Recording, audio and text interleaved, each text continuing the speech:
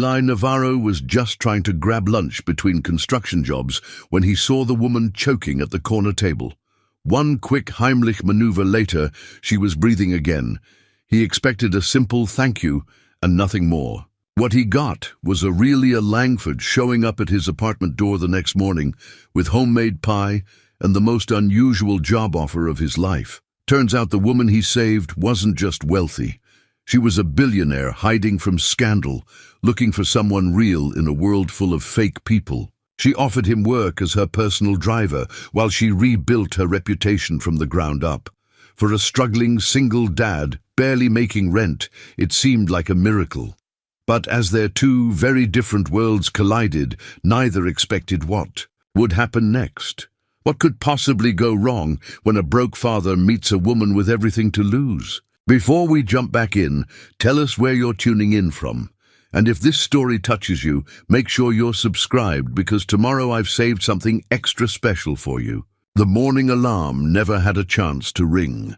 Eli Navarro's internal clock had been set to 5:30 for the better part of 15 years, ever since Sophie was born, and sleep became a luxury he couldn't afford. The small apartment on Maple Street held the gentle quiet that comes just before dawn, when the world still belongs to early risers and insomniacs. He padded to the kitchen in worn slippers, the floorboards creaking their familiar morning song. The coffee maker gurgled to life as he opened the refrigerator, surveying their modest supplies with the practiced eye of a man who'd learned to stretch every dollar.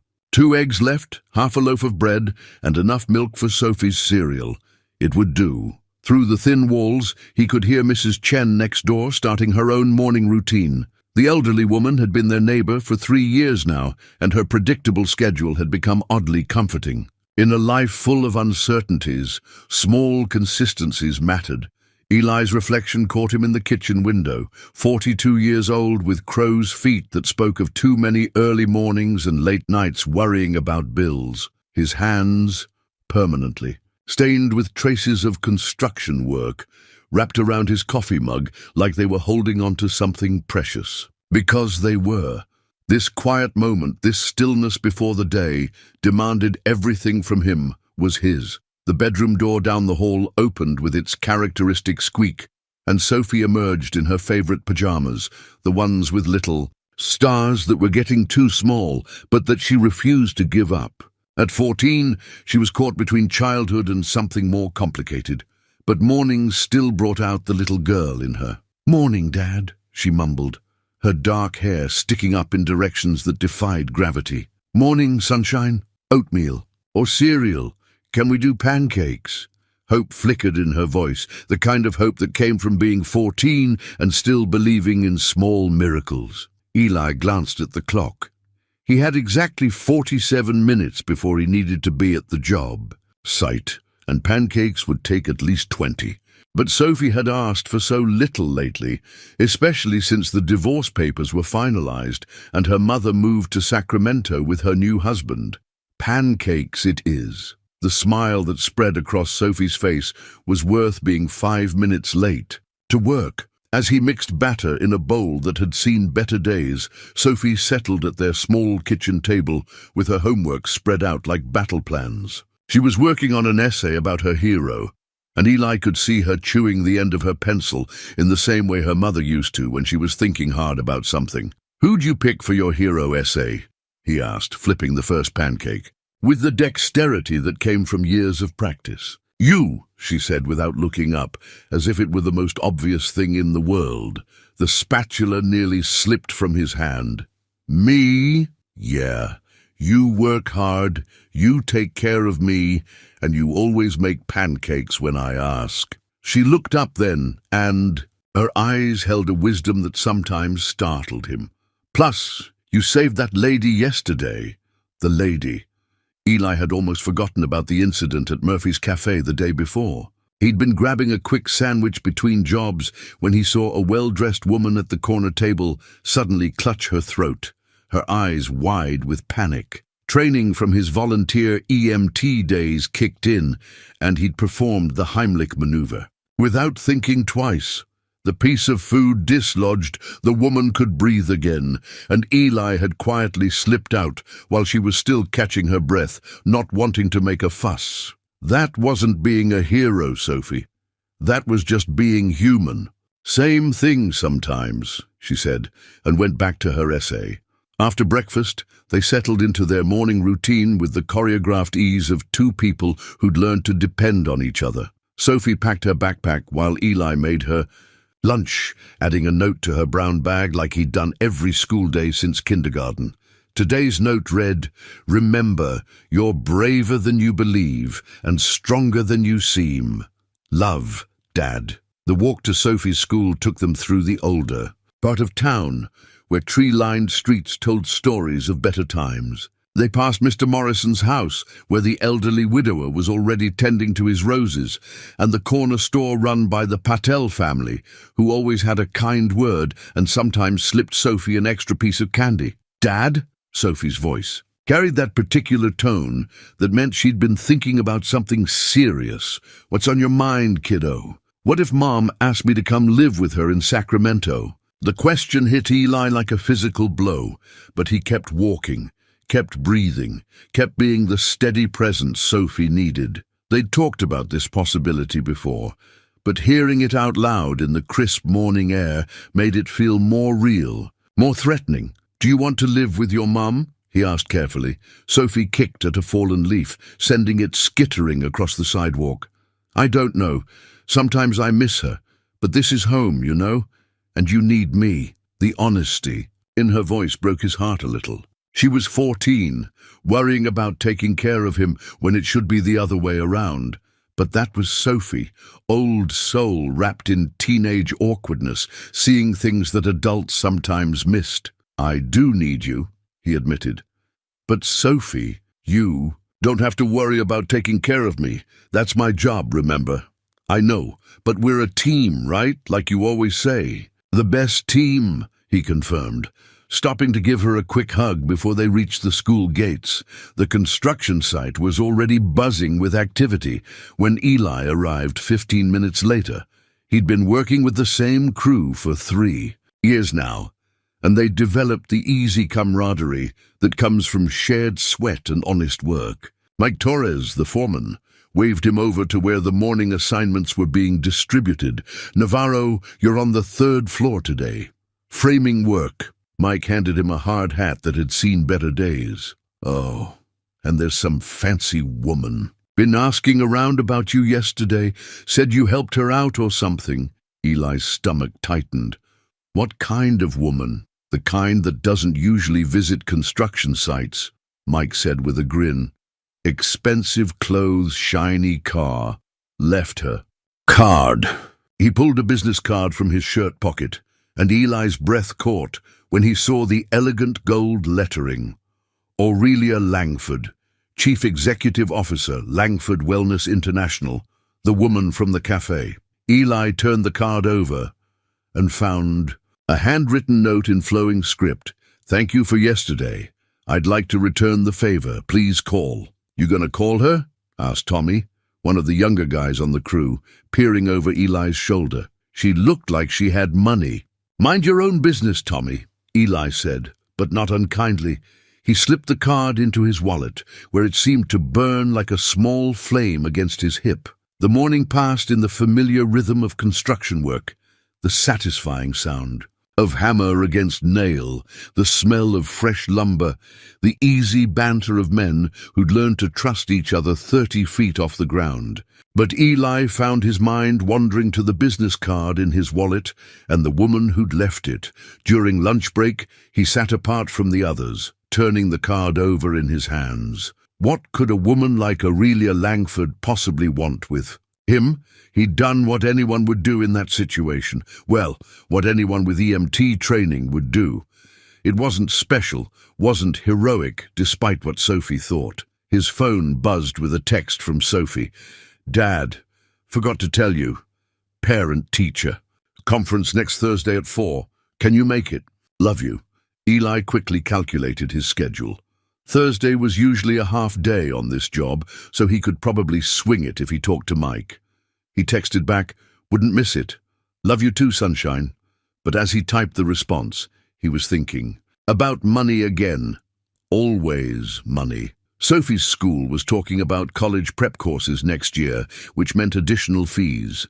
His truck needed new tires. The apartment's heater was making concerning noises as winter approached. The constant calculation of costs versus income was exhausting, a background hum of anxiety that never quite went silent. He looked at the business card again. What harm could one phone call do? That evening, after Sophie had finished her homework and settled in to watch one of her favorite shows, Eli found himself standing in the kitchen, staring at his phone. The business card lay on the counter next to it, the gold lettering catching the light from the overhead fixture.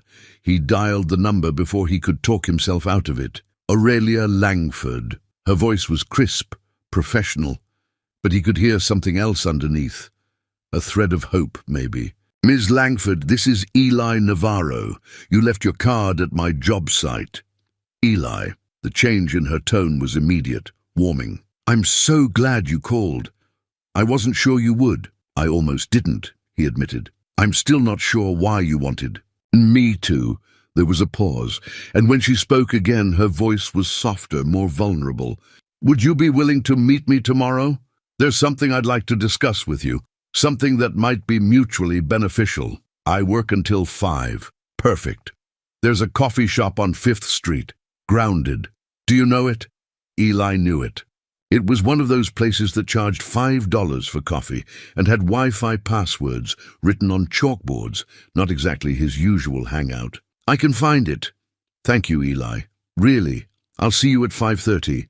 After he hung up, Eli stood in his kitchen for a long moment, listening to the familiar sounds of his life, Sophie's laughter from the living room, Mrs. Chen's television through the wall, the hum of the refrigerator that was probably on its last legs. Tomorrow he would step into a different world, if only for an hour. The thought terrified and intrigued him in equal measure. Sophie appeared in the doorway, drawn by some sixth sense that teenagers possess. Everything okay, Dad? Just fine, kiddo, just fine. But as he said it, Eli wondered if anything would ever be just fine again, or if fine was about to become something entirely different. The business card seemed to shimmer on the counter, a golden bridge to possibilities he couldn't quite imagine.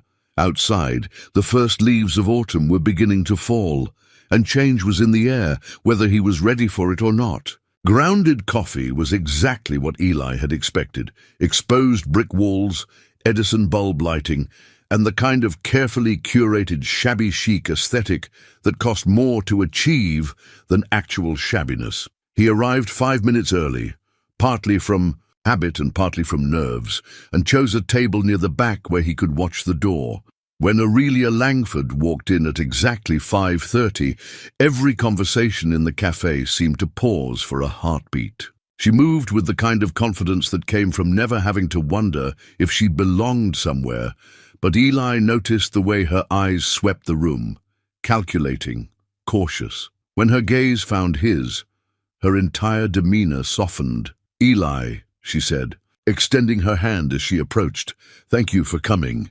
Up close, in better lighting than the cafe where he'd saved her, Eli could see that she was probably in her late 30s, with the kind of polished beauty that spoke of excellent health care and no financial stress. But there were lines around her eyes that suggested she hadn't bought her way out of all of life's difficulties. "Miss Langford," he stood to shake her hand, noting the firmness of her grip, the callus on her right index finger that suggested she actually worked despite her obvious wealth.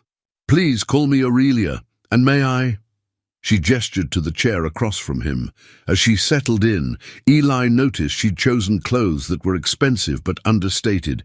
Dark jeans, a cream-colored sweater, boots that probably cost more than his monthly grocery budget but didn't scream it. Someone trying to fit in, or at least not stand out.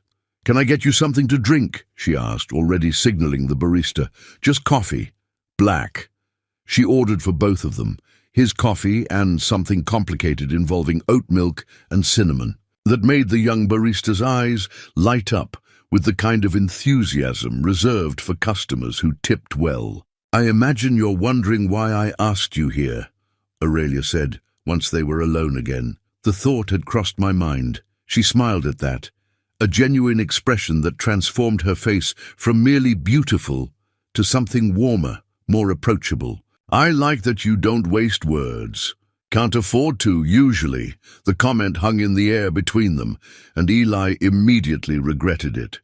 He wasn't trying to make her feel guilty about her wealth, but the difference in their circumstances was impossible to ignore.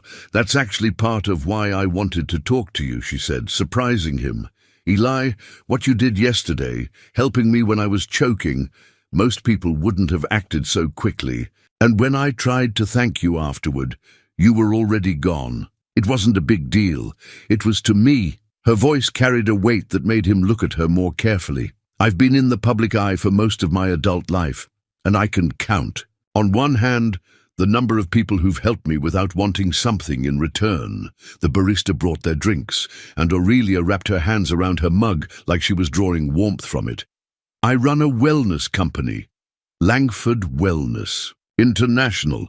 We have locations in 43 countries and employ over 15,000 people. Eli nodded politely, though the numbers meant little to him beyond very rich. 3 weeks ago, a former employee went to the press with allegations that our supplements contain undisclosed ingredients.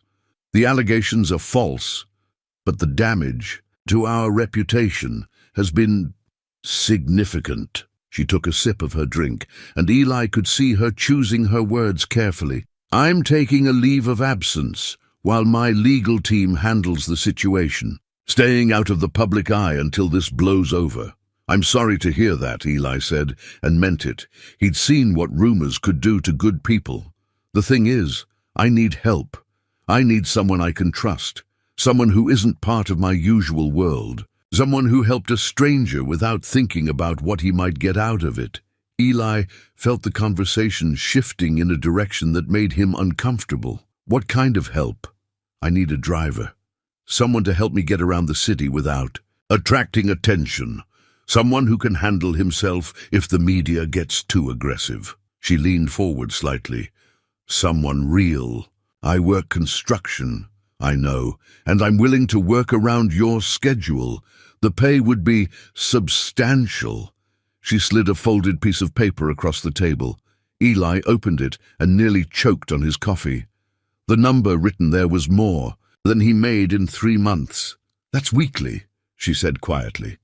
Eli stared at the paper, his mind immediately calculating what that money could mean. Sophie's college fund, new tires for the truck, hell, a new truck, the heater fixed, maybe even a down payment on a small house in a better neighborhood. Why me? He asked. Because when you saw me choking, you didn't see a business opportunity or a chance to get close to money. You saw a person who needed help and you helped. No questions, no agenda. She paused. And because yesterday was the first time in months that someone looked at me like I was human instead of a headline. There was something in her voice that made Eli look up from the paper. Loneliness, maybe, or exhaustion. He recognized it because he'd seen it in his own mirror often enough. What would this job actually involve? Driving me to meetings mostly, some errands, keeping an eye out for photographers who might be following us.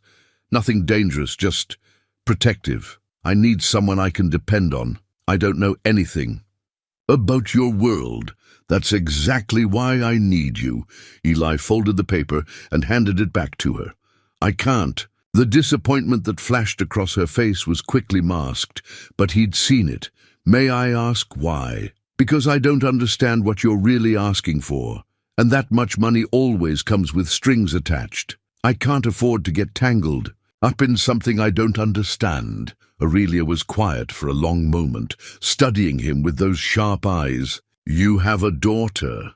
It wasn't a question, and Eli's defenses immediately went up. How do you mentioned her yesterday briefly, and there was a photo in your wallet when you pulled out your EMT card. Eli's hand instinctively went to his back pocket. He'd forgotten showing his certification to the paramedics who'd arrived after he'd helped her.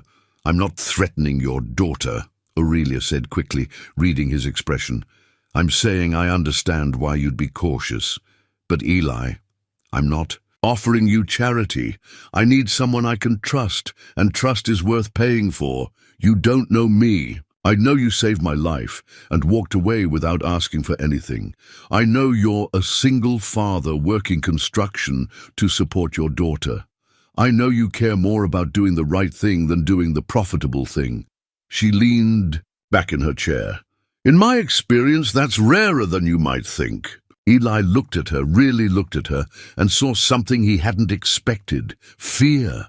This woman who commanded corporate empires and employed thousands was scared, not of him, but of something bigger. What aren't you telling me? He asked. A smile ghosted across her lips.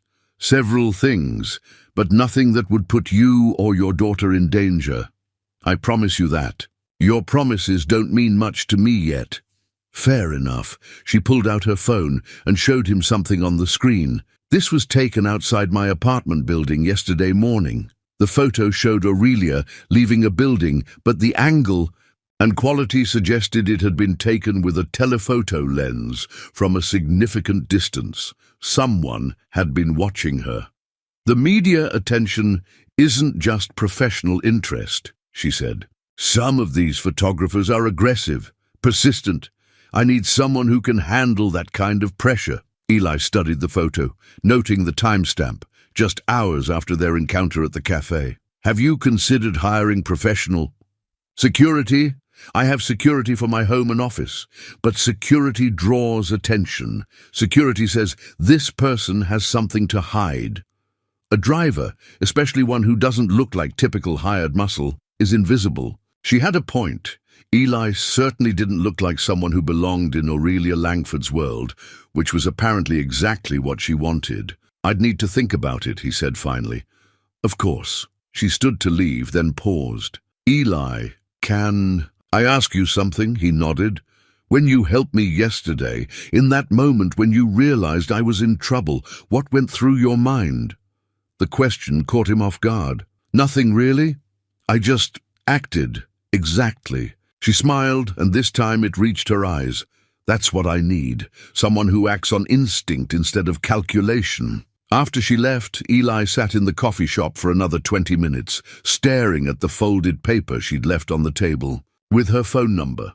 The money was tempting, more than tempting, but he'd learned long ago that nothing good came from decisions made purely from desperation. His phone buzzed with a text from Sophie. Dad, Mrs. Patterson wants to talk about my math grades.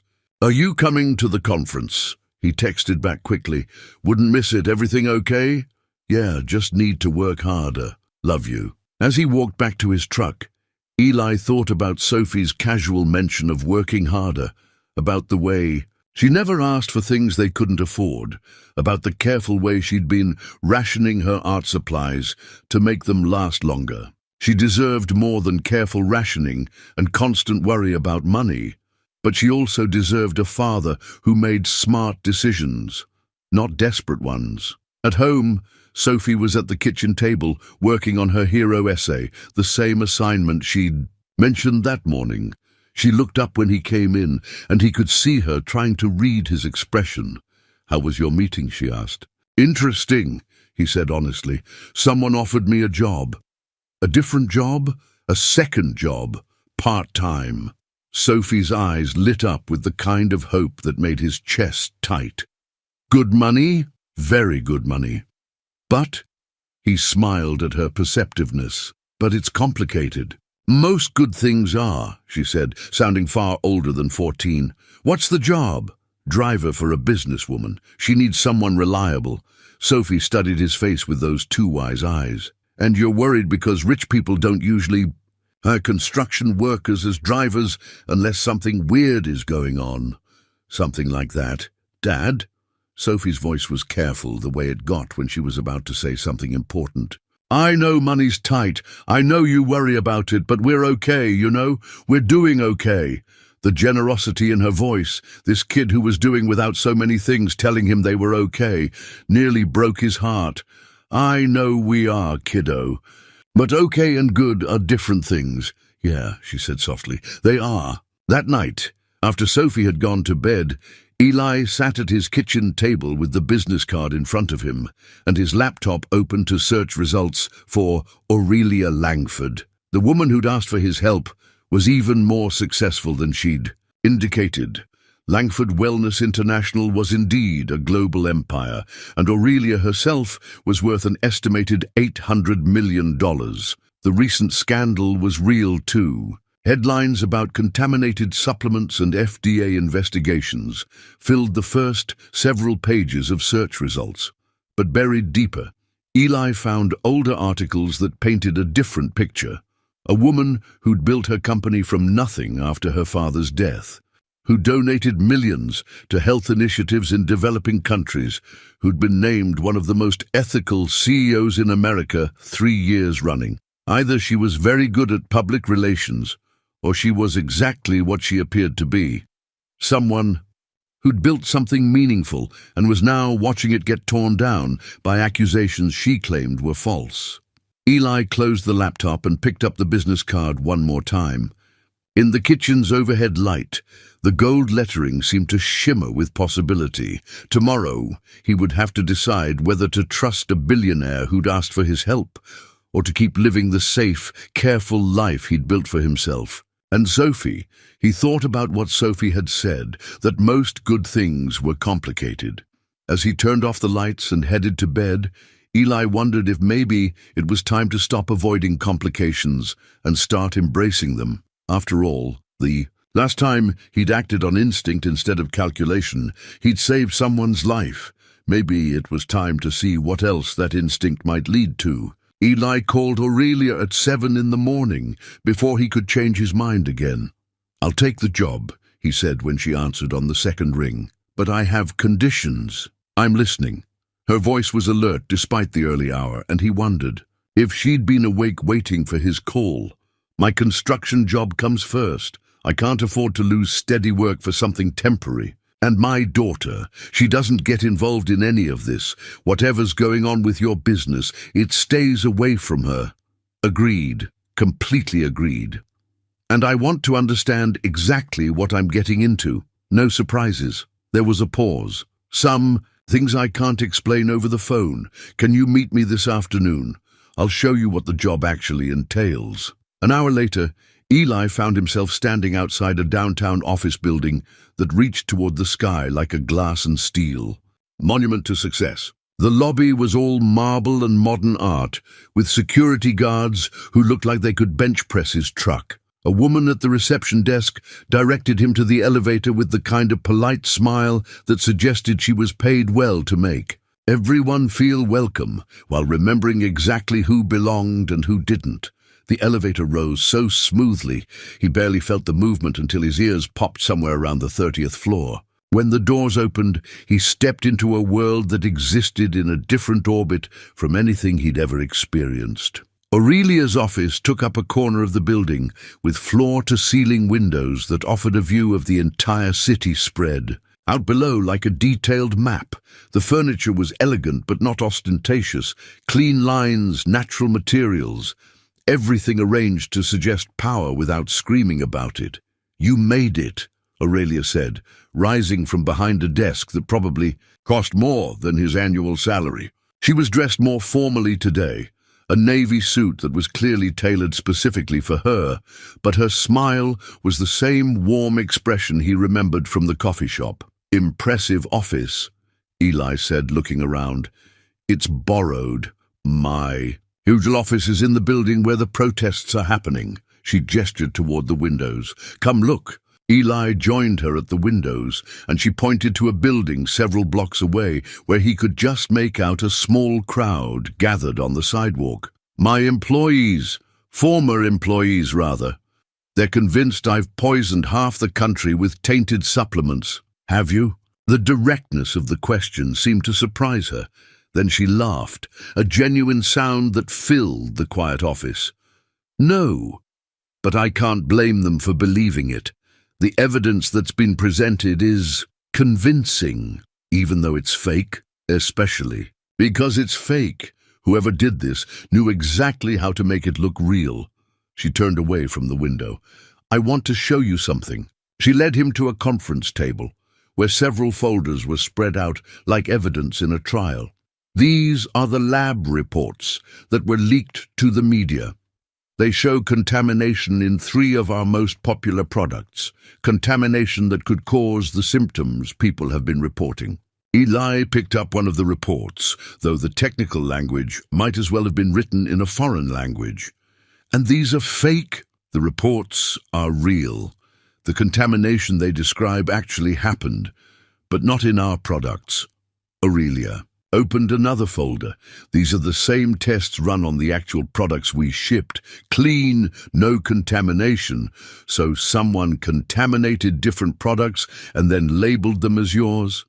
That's what we think. Someone with access to our packaging, our lot numbers, our shipping information. Someone who knew exactly how to make it look like we were responsible. Eli studied the paperwork, beginning to understand the scope of what had been done to her. Inside job? Has to be. The question is who and why and how do we prove it without looking like we're making excuses? A knock on the door interrupted them, and a man in an expensive suit entered without waiting for permission.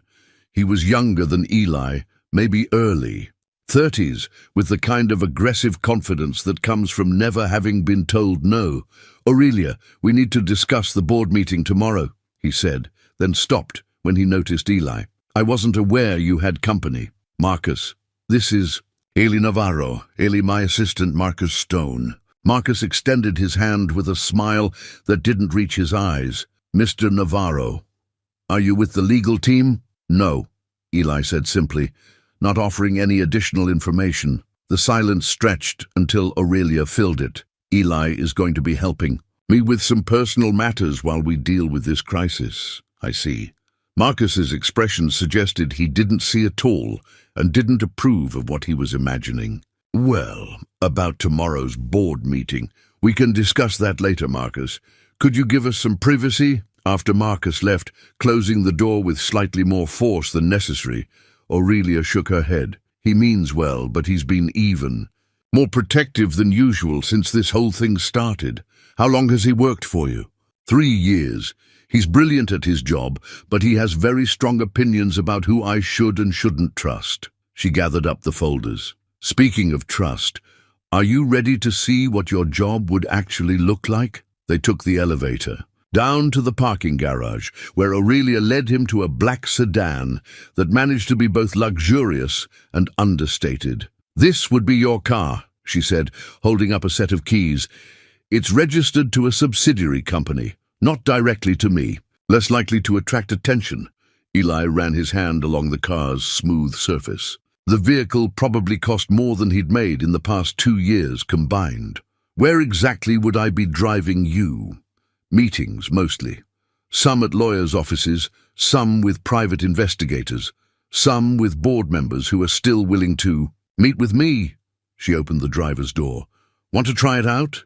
The interior was all leather and technology, with more buttons and screens than seemed necessary for the simple act of getting from one place to another. But when Eli started the engine, it purred to life with the kind of smooth power that made his old truck seem like a child's toy. "Where to?"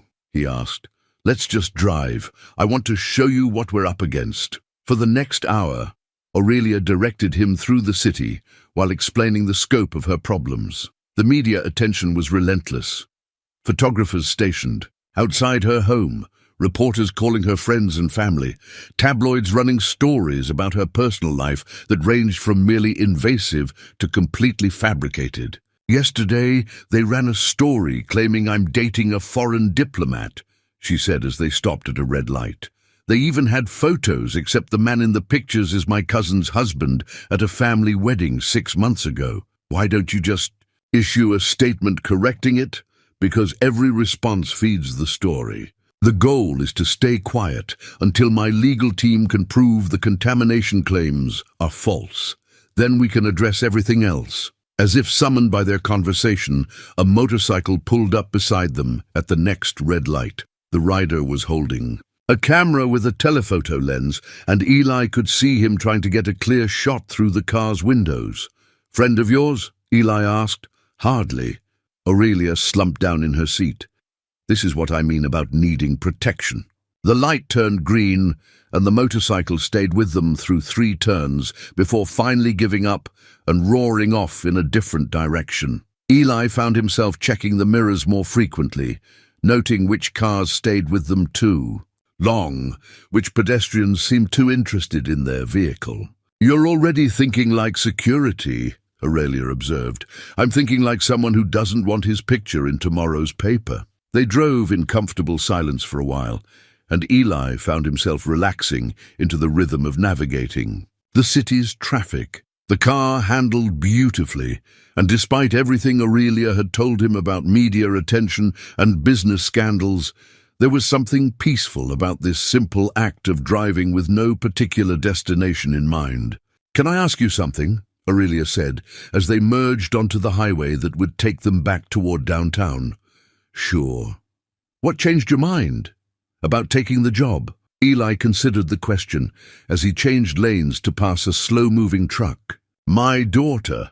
She's 14 and she's already started talking about college. I want to be able to say yes when she asks for things instead of always calculating whether we can afford it." "That's it? That's enough." Aurelia nodded slowly.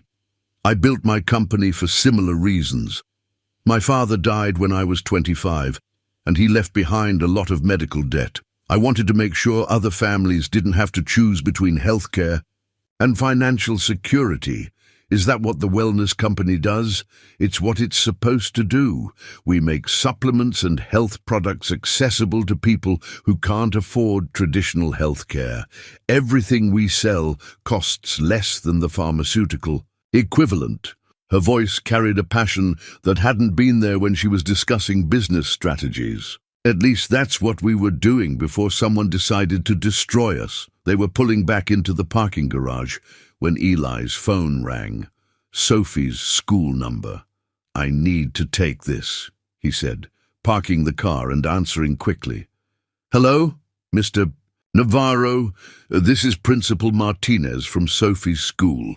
She's fine, but there's been an incident." Eli's heart rate spiked. "What kind of incident?" "Some other students were teasing her about something they saw online. She got upset, and there was a small altercation. Nothing serious, but we'd like you to come in if possible." "I'm on my way." Eli hung up and turned to Aurelia, who had clearly heard enough of the conversation to understand something was wrong. "Go," she said immediately. "Your daughter comes first. I'm sorry, Don't apologize. This is exactly why I knew you were the right person for this job." She handed him the car keys. "Take the car. Bring it back tomorrow." "I can't." "Yes, you can. And you will." Her voice carried the kind of authority that came from making decisions worth millions of dollars. "Go take care of Sophie." As Eli drove the luxurious sedan toward Sophie's school, he couldn't help but think that maybe Aurelia Langford wasn't quite what he'd expected. The woman who'd just handed him the keys to a car worth more than his house because his daughter needed him was either very good at manipulation or she was exactly what she appeared to be. Either way, he was about to find out which one was true. Sophie was sitting in the principal's office with her arms crossed and a defiant expression that reminded Eli painfully of her mother. Her dark hair was disheveled, and there was a small scrape on her knuckle that made his protective instincts flare. "Dad," she said when she saw him, and the relief in her voice was unmistakable. Principal Martinez, a woman in her 50s with kind eyes and the patient demeanor of someone who'd seen every possible teenage crisis, gestured for Eli to sit down. "Thank you for coming so quickly, Mr. Navarro. What happened?" Some students found an old news article online about Sophie's mother's divorce proceedings. They were making comments about the custody arrangements, and Sophie, well, she defended herself. Eli looked at his daughter, who was staring at her hands in her lap. "Sophie, they said you couldn't take care of me. That Mom left because you're a loser who can't even afford a decent apartment." Her voice was quiet but fierce. "I told them they didn't know what they were talking about. And then?" Sophie's defiance cracked slightly. "And then Jessica Morrison said maybe Mom was right to leave, and that's when I..." I might have pushed her. Principal Martinez intervened gently. It was a very minor physical altercation. No one was hurt, but our policy requires parent notification for any physical contact between students. Eli felt the familiar weight of being a single parent, the constant awareness that Sophie's behavior would be scrutinized more carefully, because she didn't have the stability of a traditional two-parent home. I understand. What happens now? Normally this would result in a one-day suspension, but given the circumstances, the personal nature of what triggered Sophie's reaction, I'm willing to make this a warning if Sophie writes a letter of apology to Jessica. I'll write the letter, Sophie said immediately, but I'm not sorry for defending Dad. Sophie, Eli started. You work 2 jobs to take care of me. You never miss a school event. You help me with homework every night, even when you're exhausted. She looked up at him with eyes that were bright with unshed tears. They don't get to say you're a loser. The fierce loyalty in her voice made Eli's chest tight. He reached over and squeezed her shoulder. Thank you for defending me, kiddo. But next time, use words instead of hands, okay? Okay. After they'd sorted out the paperwork and Sophie had reluctantly agreed to write the apology letter, Eli walked her out to the parking lot. She stopped short when she saw the black sedan. Dad, whose car is that? It's complicated. Sophie walked around the vehicle, taking in the sleek lines and obvious expense. This is the job, isn't it? The one you were telling me about? Part of it. Dad. Sophie's voice carried that particular tone that meant she was about to say something important. I know I acted like a brat in there, but I meant what I said. You're not a loser. You're the best dad in the world. And if this job can make things easier for us, then I'm happy about it. Even if it means spending time around rich people? Sophie grinned, the first genuine smile he'd seen from her all day.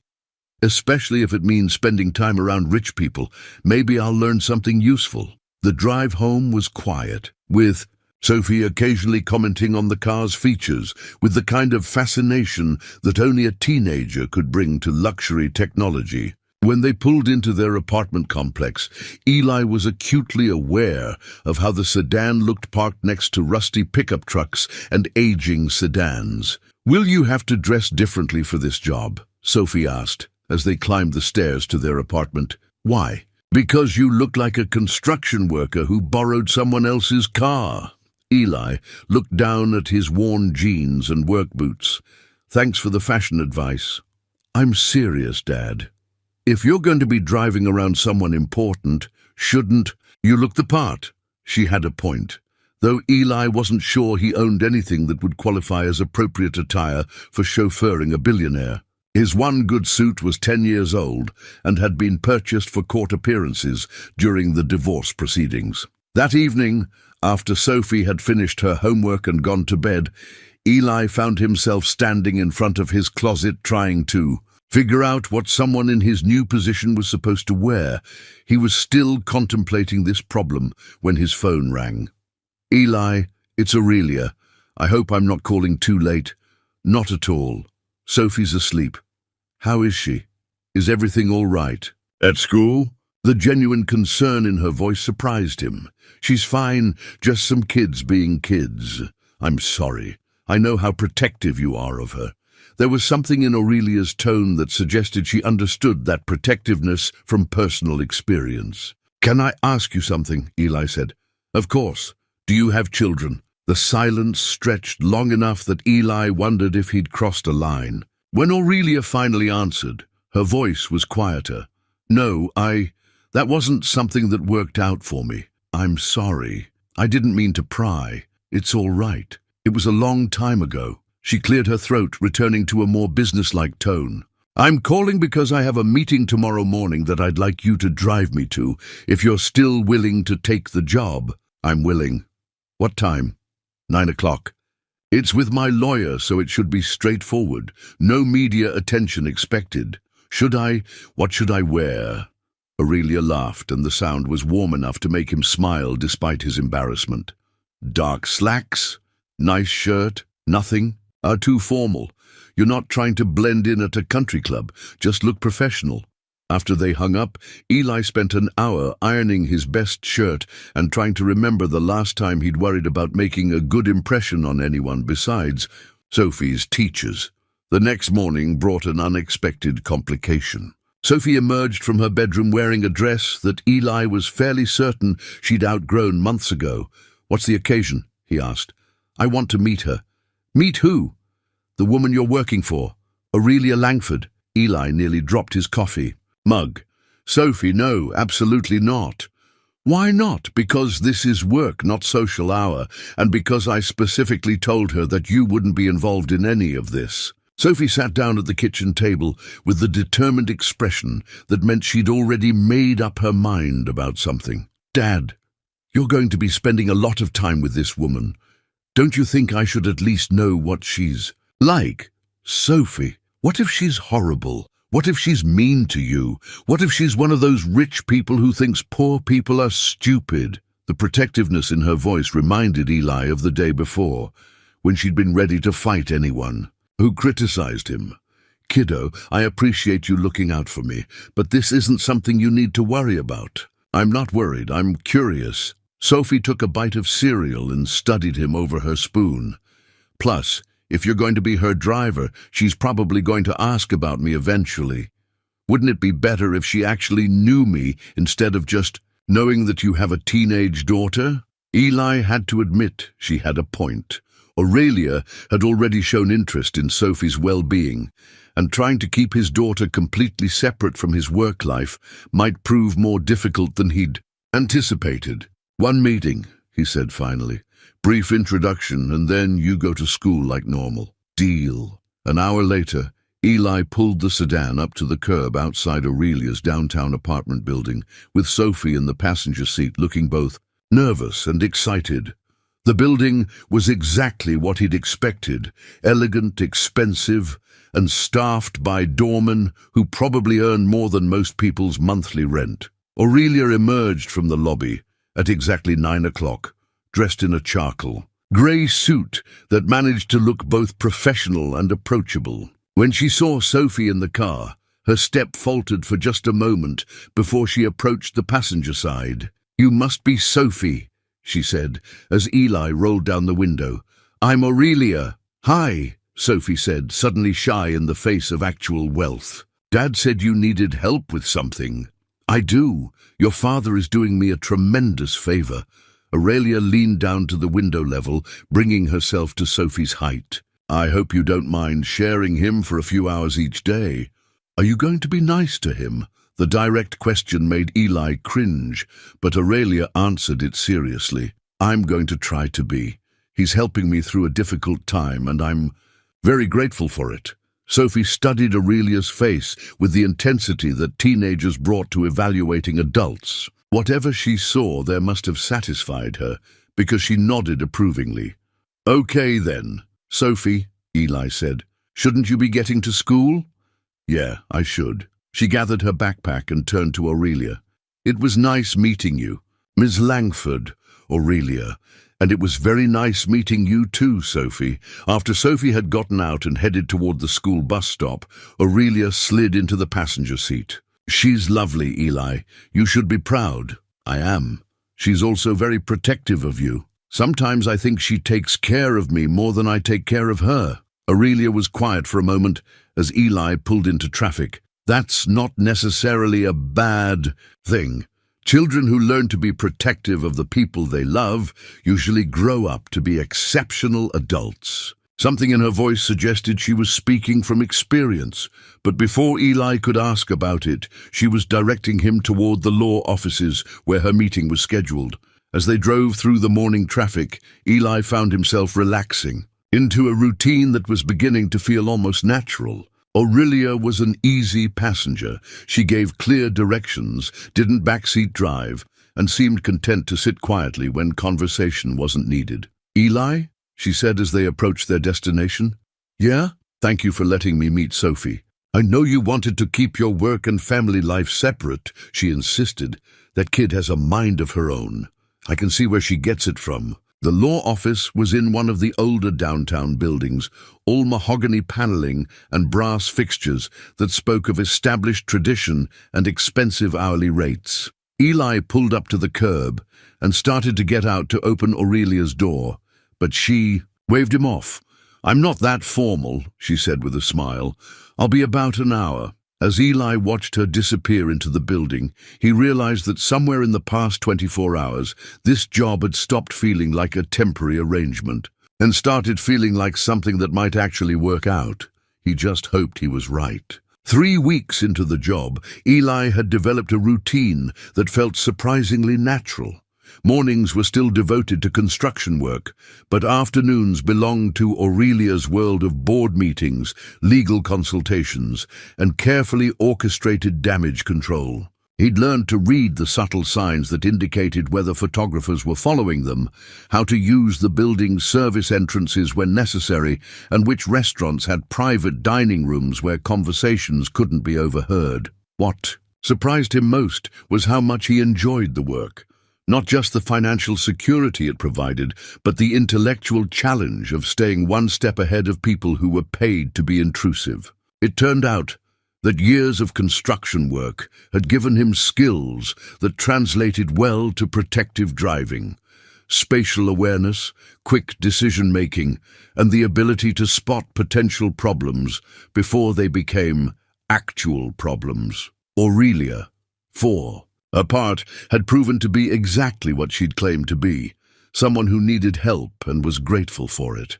She never made him feel like hired help, always said please and thank you, and had insisted that he call her by her first name after the first week. More importantly, she'd kept her word about not involving Sophie in the complexities of her business. Crisis. The morning everything changed started like any other. Eli dropped Sophie at school, spent 4 hours at the construction site, and then picked up Aurelia for an afternoon of meetings. But when he arrived at her apartment building, she was waiting on the sidewalk with a grim expression and a newspaper in her hand. "We have a problem," she said as soon as she got into the car. She handed him the newspaper, folded open to the business section. The headline read, "Langford Wellness, CEO's secret romance with blue-collar driver raises questions about her judgment." Below, the headline was a photo of Eli opening the car door for Aurelia outside the law office, taken with a telephoto lens that made the simple courtesy look intimate. A second photo showed them sitting in the car, apparently deep in conversation, though Eli remembered they'd been discussing the best route to avoid traffic. "How did they?" Eli started. "Someone's been following us more carefully than we realized." Aurelia's voice was tight with controlled anger. "Or someone tipped them off." Eli read the article quickly, feeling his stomach sink with each paragraph. The reporter had done his homework. He'd identified Eli by name, mentioned his construction job, his divorce, even Sophie's school. The article suggested that Aurelia's romantic entanglement with her driver showed questionable decision-making during a crisis that required clear-headed leadership. "This is exactly what I was trying to avoid," Eli said, handing the paper. Back to her. "I know, and I'm sorry. I should have been more careful." "More careful about what?" "We haven't done anything wrong." "No, but perception matters in my business, especially now." Aurelia stared out the window at the city passing by. "The board meeting is in an hour. This story is going to come up. What do you want me to do?" "Take me to the meeting. After that—" She paused, and Eli could see her working through the implications. "After that, we may need to reconsider this arrangement." The board meeting was held in a glass-walled conference room on the 40th floor of a downtown office building. Eli waited in the car, but through the building's windows he could see figures gesturing animatedly around a large table. The meeting ran long, nearly 3 hours instead of the scheduled one, and when Aurelia finally emerged, her face was pale but determined. "How did it go?" Eli asked as she settled into the passenger seat. "About as well as expected. The board is concerned about my judgment. They're questioning whether I should remain as CEO while this crisis continues," Because of a newspaper article? Because of everything. The contamination scandal, the media attention, and now this. She gestured vaguely at the newspaper. There, worried that I'm becoming a liability to the company. Eli drove in silence for several minutes, processing what she'd told him. What happens if they remove you as CEO? I lose control of the company I built. Someone else makes decisions about the direction we take, the people we serve, the principles we operate by. Her voice was steady, but Eli could hear the pain underneath. 20 years of work gone because someone spread lies about contaminated supplements? Because someone is very good at destroying reputations and I haven't been good enough at protecting mine. They were stopped at a red light when Eli made a decision that surprised them both. Instead of heading toward Aurelia's apartment as usual, he turned toward the older part of the city. "Where are we going?" Aurelia asked. "Somewhere you can think." Clearly. 15 minutes later, he pulled into the parking lot of Murphy's Cafe, the same place where they'd first met. The lunch rush was over, and the cafe was nearly empty except for a few customers with laptops and coffee cups. "Why here?" Aurelia asked as they found a table in the back corner. "Because this is where it started. Maybe it's a good place to figure out how it should continue." They ordered coffee and sat in comfortable silence for a while, watching the afternoon light filter through the cafe's front windows. It was Aurelia who finally spoke. "I've been thinking about what you said the first day we met. About not understanding. My world, you were right. I don't think I understand it anymore either." "What do you mean?" When I started the company, it was simple. Make good products, help people, build something meaningful. Somewhere along the way, it became about stock prices and board meetings and managing public perception. She wrapped her hands around her coffee mug. "I used to know exactly why I was doing what I was doing. Now I'm not sure I remember." Eli studied her face, noting the exhaustion that had been building over the past few weeks. "What would happen if you just told the truth? All of it? The contamination, the investigation, whoever's behind it?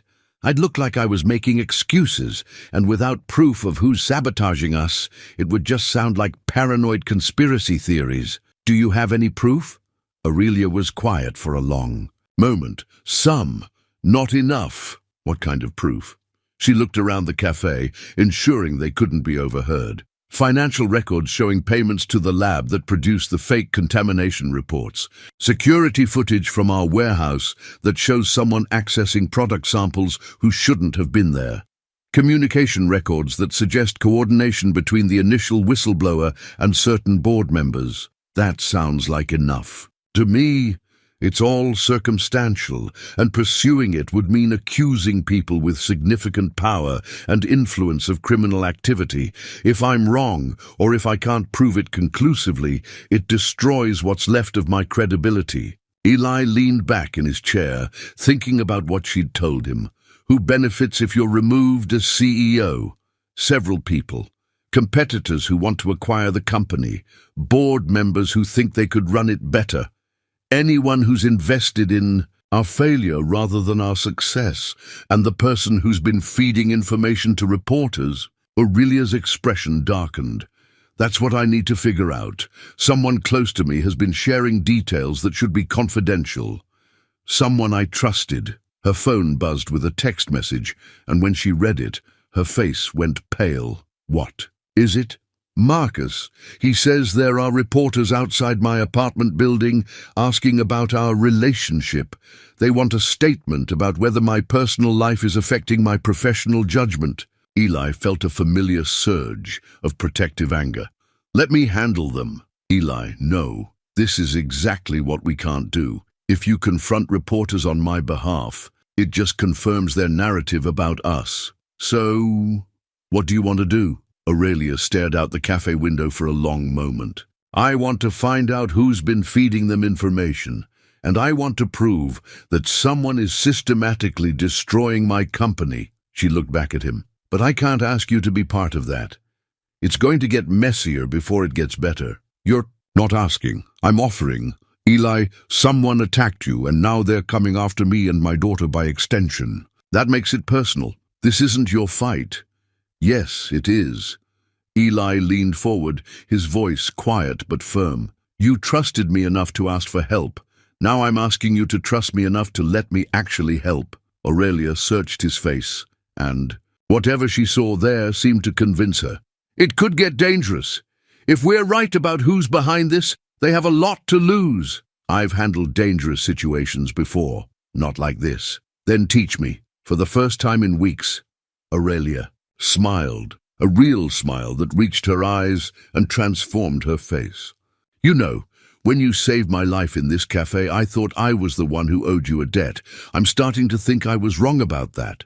"No debts," Eli said firmly. "Partners." "Partners," she agreed, extending her hand across the table.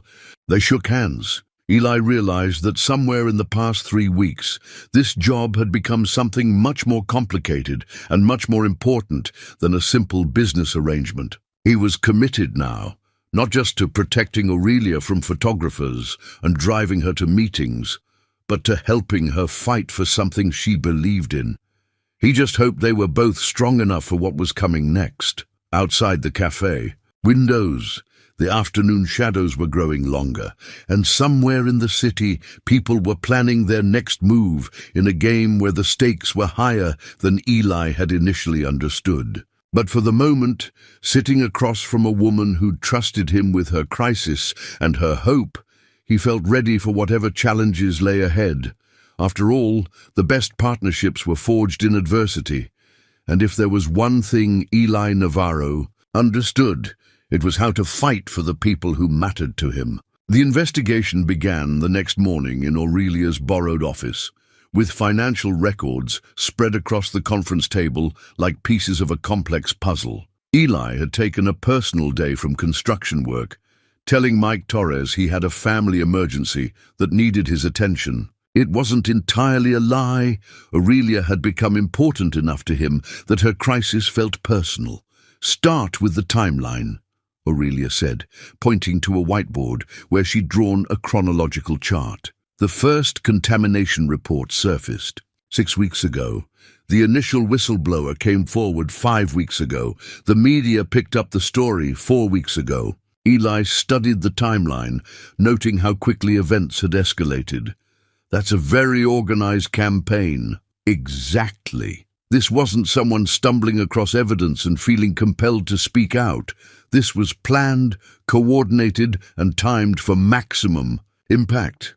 They spent the morning going through communication records, looking for patterns in who had access to what information when.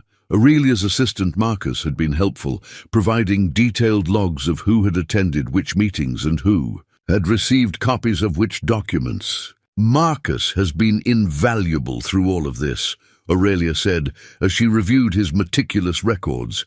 "I don't know what I would have done without him." Something in her tone made Eli look up from the financial reports he'd been studying. "How long has he worked for you again?" 3 years. He came highly recommended from Stanford's business school, brilliant mind for strategy and organization. And he has access to all of your confidential information.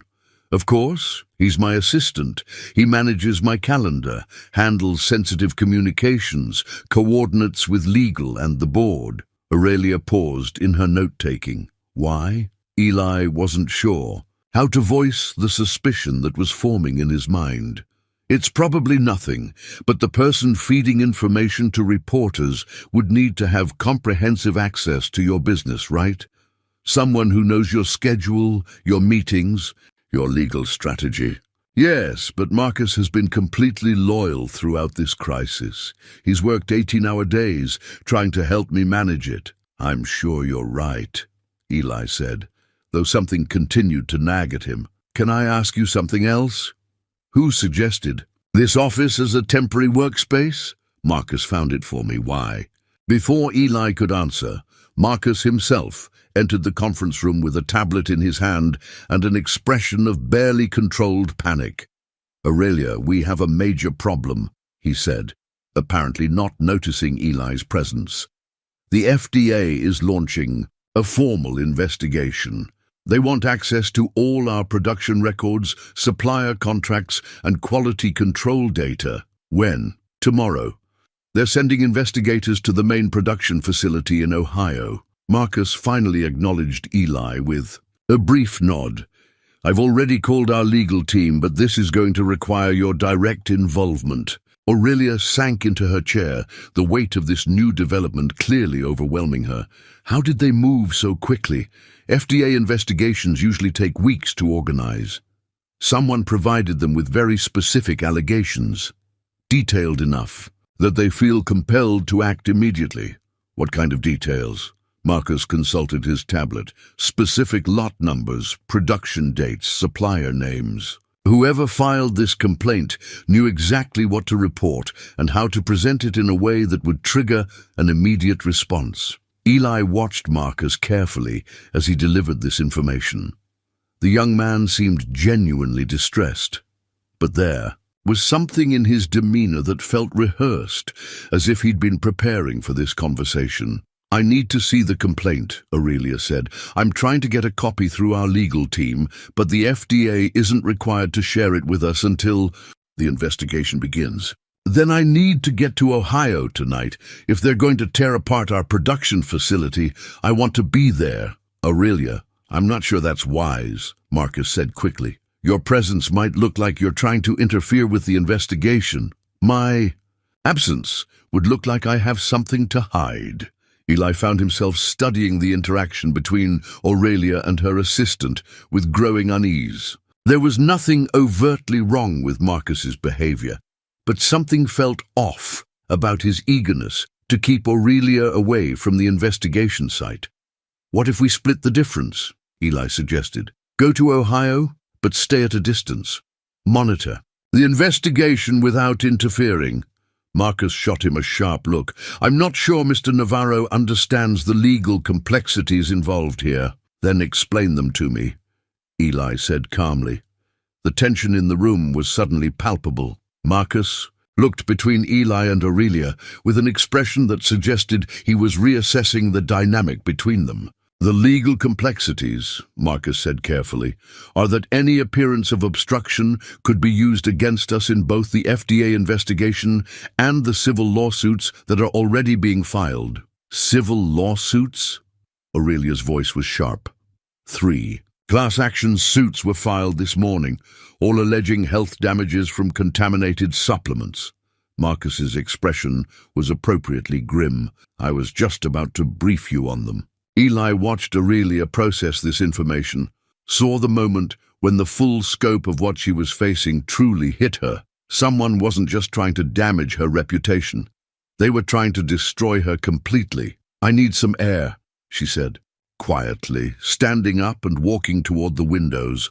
Marcus immediately moved to follow her, but Eli intercepted him. Give her a minute. I don't think you understand the gravity of what's happening here, Marcus said, his voice low but intense. Aurelia needs professional guidance right now, not whatever this is. This is friendship, Eli replied. Something she seems to need more than professional guidance. Marcus studied him for a long moment. You're in over your head, Mr. Navarro. This isn't some construction project you can fix with hard work and good intentions. This is corporate warfare, and Aurelia needs allies who understand how to fight that kind of battle. There was something in Marcus's tone that sounded less like concern and more like a warning. Eli found himself wondering if the young man was trying to protect Aurelia or trying to isolate her. Across the room, Aurelia stood silhouetted against the city skyline, her shoulders rigid with tension. Eli walked over to join her, leaving Marcus at the conference table with his tablet and his carefully organized crisis management. How are you holding up? Eli asked quietly. I keep thinking there should be a bottom to this, she said without turning around. A point where it can't get any worse. But every time I think we've reached it, something new happens. That's not an accident. No, it's not. She turned to face him, and he could see the exhaustion and worry in her eyes. Eli, I need to ask you something, and I need you to be honest with me, always. Do you think I'm losing my mind? This whole conspiracy theory about someone systematically destroying my company, does it sound like the paranoid delusions of someone who can't accept that she made mistakes? Eli considered the question seriously. Before answering, 3 weeks ago I would have said maybe, but I've been watching how this unfolds, and there's nothing random about it. Someone is orchestrating this with precision and inside knowledge. Then help me figure out who. I'm trying to, but I need you to consider the possibility that it might be someone you trust. Aurelia's expression sharpened. You think it's Marcus? I think someone with comprehensive access to your business is feeding information to your enemies. And I think that same person is working very hard to keep you from effectively fighting back. Before Aurelia could respond, Marcus appeared beside them. I'm sorry to interrupt, but I just received a call from the legal team. They want to schedule an emergency meeting tonight to discuss our response strategy. Set it up, Aurelia said. There's one more thing. The reporters outside your apartment building have been joined by protesters, people claiming they were poisoned by our supplements. Security thinks it might not be safe for you to go home tonight. Eli felt his protective instincts flare. What kind of protesters? About 20 people with signs. Mostly peaceful, but some of them are getting confrontational with anyone who tries to enter the building. I have a guest room, Eli found himself saying. If you need somewhere to stay tonight. Both Aurelia and Marcus stared at him. Marcus spoke first. That's absolutely not appropriate. Aurelia can't stay with an employee. The optics are already damaged, Eli said. And I'm not offering as an employee. I'm offering as a friend. Aurelia looked between the two men, clearly weighing her options. Marcus, cancel the legal meeting for tonight. Schedule it for tomorrow morning instead. I need time to think clearly about our next moves. Aurelia, I really don't think Marcus. Her voice carried the authority of someone accustomed to making decisions worth millions of dollars. I appreciate your concern, but I need some space to process everything that's happening. Marcus's expression suggested he had more to say, but he simply nodded. I'll rearrange the schedule, but please be careful. The media attention around you is becoming dangerous. After Marcus left, Aurelia turned to Eli. Are you sure about this? Having me stay at your place will only fuel more speculation about our relationship. Let them speculate. Right now, your safety is more important than public perception. Sophie might not appreciate having a house guest. Eli smiled for the first time all day. Are you kidding? She's been dying to interrogate you properly ever since your brief introduction. This will make her weak.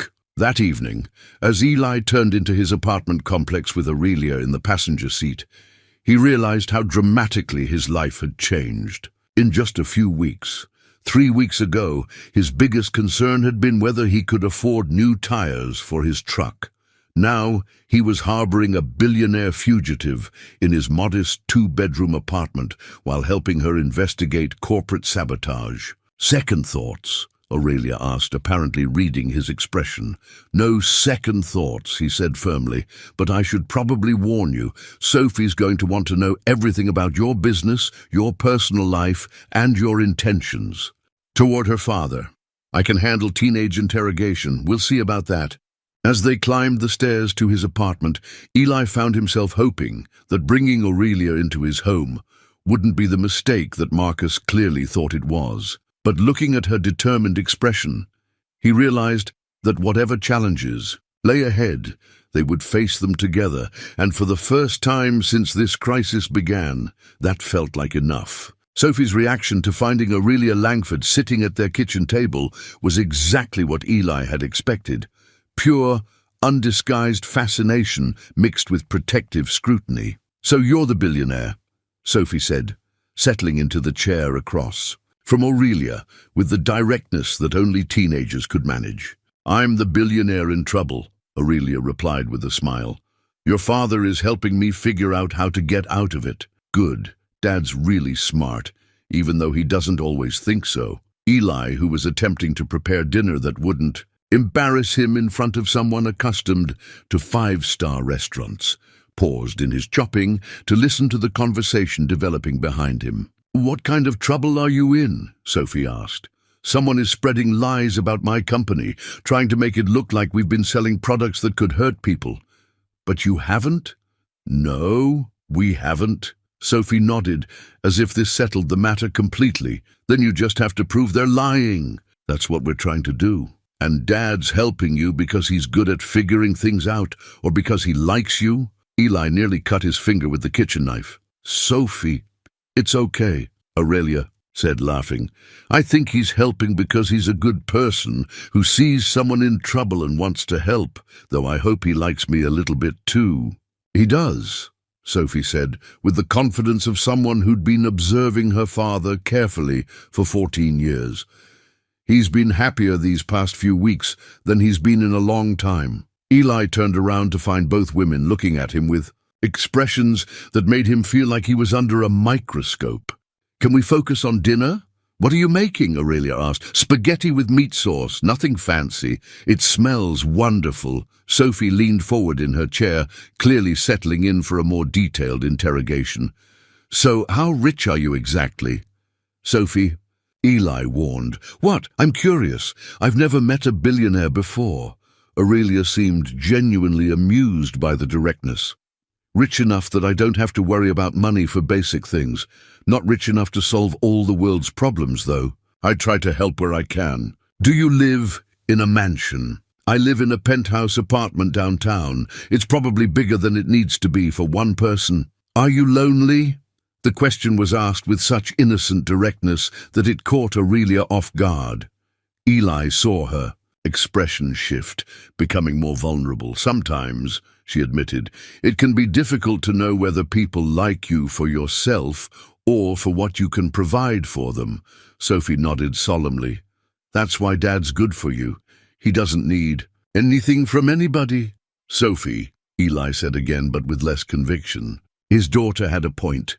It's true, Sophie continued. Dad could have asked you for money or favors or anything, but he didn't. He just helped because you needed help. I've noticed that about him, Aurelia said softly.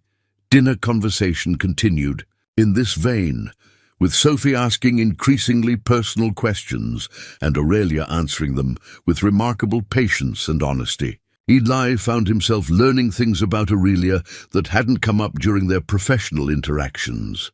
That she'd grown up in a small town in Oregon, that she'd put herself through college working 3 jobs, that she'd started her company in her garage with $5,000 borrowed from her credit cards. So you weren't always rich? Sophie asked. No, definitely not. I grew up a lot like you're growing up now. Single parent, not much money, lots of worry about making ends meet. What happened to your dad? Sophie, Eli interjected, sensing they were approaching sensitive territory. It's all right, Aurelia said. My father died of complications from diabetes when I was in college. He couldn't afford proper medical care, and by the time he qualified for assistance programs, it was too late. Is that why you started the wellness company? That's exactly why. I wanted to make health products that people like my father could afford. Sophie was quiet for a moment, processing this information, and now someone's trying to destroy it. Yes, that's really mean. Yes, it is. After dinner, Sophie retreated to her room to work on homework, leaving Eli and Aurelia alone. In the small living room, the apartment suddenly felt cramped, with Aurelia's presence filling the space, not because she was demanding attention, but because Eli was acutely aware of her in ways that made him uncomfortable. Sophie's remarkable, Aurelia said, settling. Onto the couch.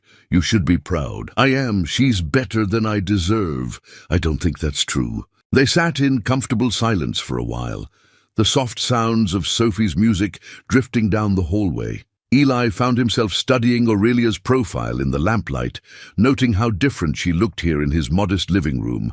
Less polished, more human. Can I ask you something? He said. Of course.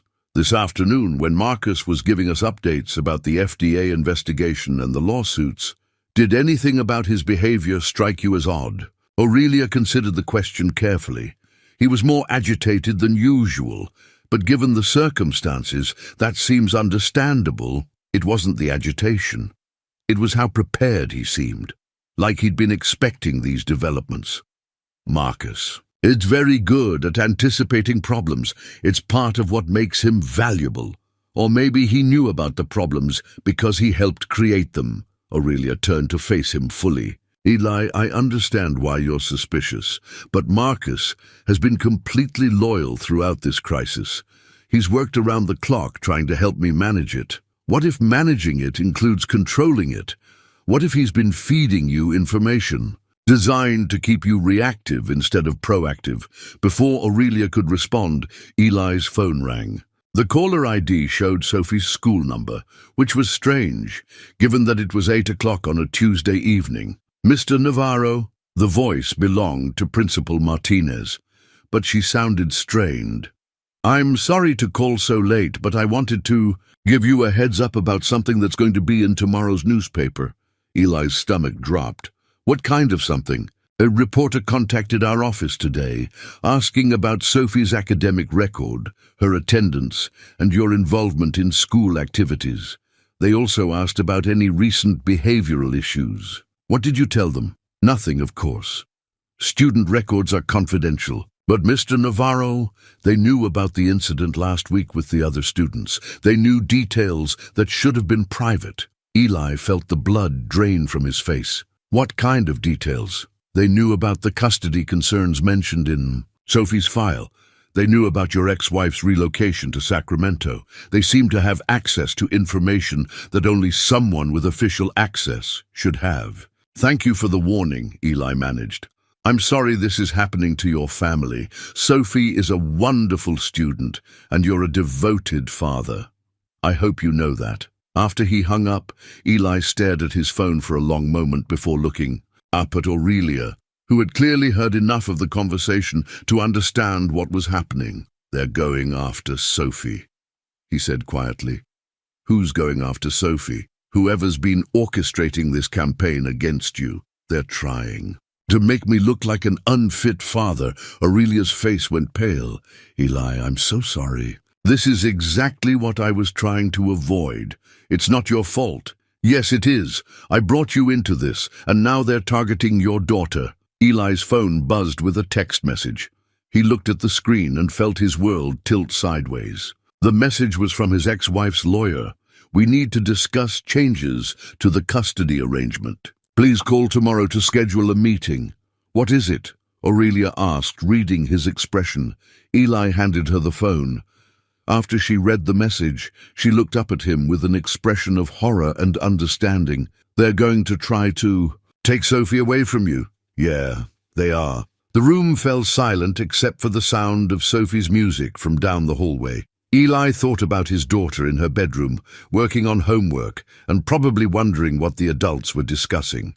So seriously in the living room, she had no idea that her entire world was about to be turned upside down. Eli, Aurelia said softly, if staying away from me would protect Sophie, you should do it. This job, this friendship, none of it is worth risking your relationship with. Your daughter? No, he said firmly. I'm not running away. Someone is attacking both of us, and running away won't stop them. But Sophie deserves a father who fights for what's right, not one who backs down when things get difficult. Aurelia studied his face in the lamplight. You're sure? I'm sure. But we need to figure out who's doing this, and we need to figure it out fast. Then we start with Marcus. What do you mean? Tomorrow I'm going to give him false information about my plans, something specific and detailed. If it shows up in the media or gets used against us, we'll know he's the leak. And if he's not, then we keep looking until we find who is. Eli nodded. But as he looked toward the hallway where his daughter was safely tucked away in her room, he realized that tomorrow would determine not just Aurelia's future, but his own family's survival. Someone had declared war on both of them, and now it was time to fight back. The question was whether they were strong enough to win, and whether they could do it before Sophie paid the price for his decision to help a stranger in need. Outside, the city lights twinkled like stars, and somewhere in those lights, people were planning their next move in a game where the stakes had just become higher than either Eli or Aurelia had ever imagined. The next morning brought a phone call that changed everything. Eli was making coffee, while Aurelia helped Sophie with her calculus homework at the kitchen table, a sight that would have seemed impossible just a month ago, when his phone rang with an unknown number. "Mr. Navarro, this is Detective Sarah Chen with the Seattle Police Department. I need to speak with you about some allegations that have been made regarding your fitness as a guardian." Eli stepped into the hallway, his heart hammering. "What kind of allegations? I'd prefer to discuss this in person. Are you available to come to the station this morning? Am I under arrest?" "No, sir, but there are some serious concerns that need to be addressed." After he hung up, Eli stood in the hallway for a moment, trying to process what was happening. Through the kitchen doorway, he could see Sophie bent over her homework, while Aurelia patiently explained a complex equation. The normalcy of the scene made what was happening feel even more surreal. "Dad?" Sophie's voice carried concern. "Everything okay?" "Everything's fine, kiddo. I just need to run some errands this morning." But when he returned to the kitchen, Aurelia took one look at his face and knew it wasn't fine at all. "What happened?" she asked quietly. "Police want to talk to me about my fitness as a parent." Sophie looked up from her homework, her eyes wide. "What does that mean?" "It means someone's been telling lies about how Dad takes care of you," Aurelia said gently. "But lies can be corrected." "Who would do that?" Eli and Aurelia exchanged a look over Sophie's head. "We're going to find out," Eli said. An hour later, Eli sat across from Detective Chen in a sterile interview room that smelled of industrial disinfectant and too much coffee. The detective was a woman in her 40s with kind eyes and the patient demeanor of someone who'd heard every possible family crisis story. "Mr. Navarro, I want to be clear that we don't consider you a suspect in anything, but we've received information suggesting that your current living situation might not be in your daughter's best interest." "What kind of information?" Detective Chen consulted a file folder. "Anonymous tips suggesting that you've been exposing your minor daughter to potentially dangerous situations related to your employment with Aurelia Langford. Specifically, that she's been present during meetings with individuals involved in criminal activities." "That's completely false. I understand your position. But we also have reports that Ms. Langford has been staying in your home with your daughter present, which raises questions about appropriate boundaries." Eli felt his temper flare. "Aurelia stayed one night because protesters were threatening her at her apartment building. She slept on the couch and helped Sophie with homework.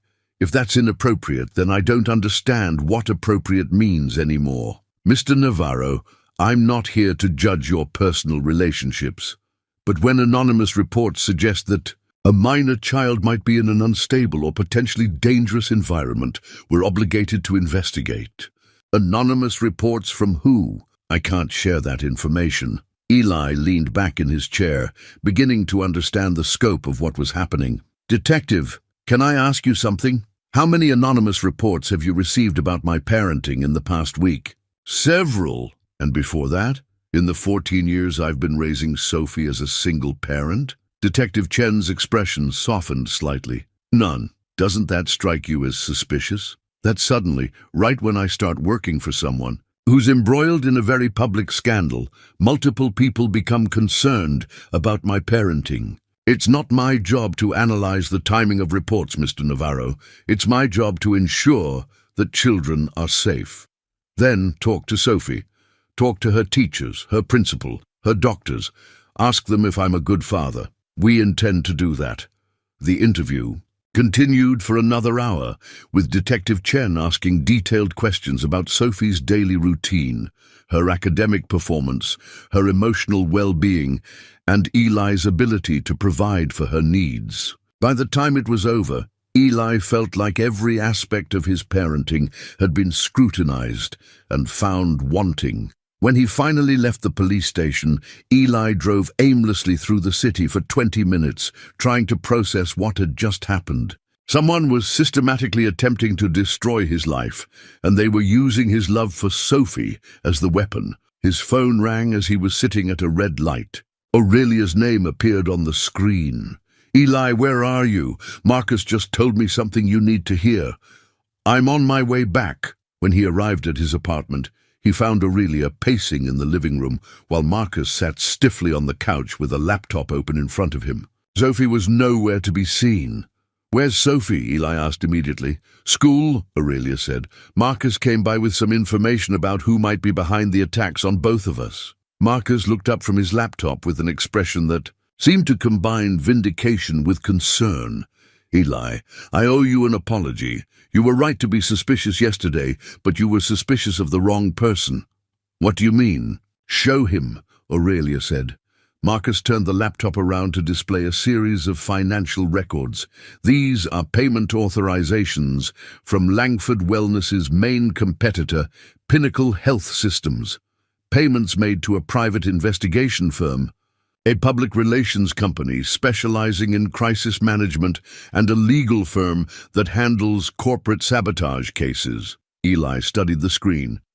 They hired people to attack Aurelia's company? Not just attack, Marcus said. Destroy. Look at the timeline. The payments began 3 months ago, well before the first contamination report surfaced. Someone had been planning this campaign for a long time. But how did they get inside information about the company? Eli asked. Marcus's expression darkened. They didn't need inside information. They created it. What do you mean? Aurelia sat down heavily in the chair across from them. Marcus found evidence that Pinnacle Health has been systematically infiltrating our company for over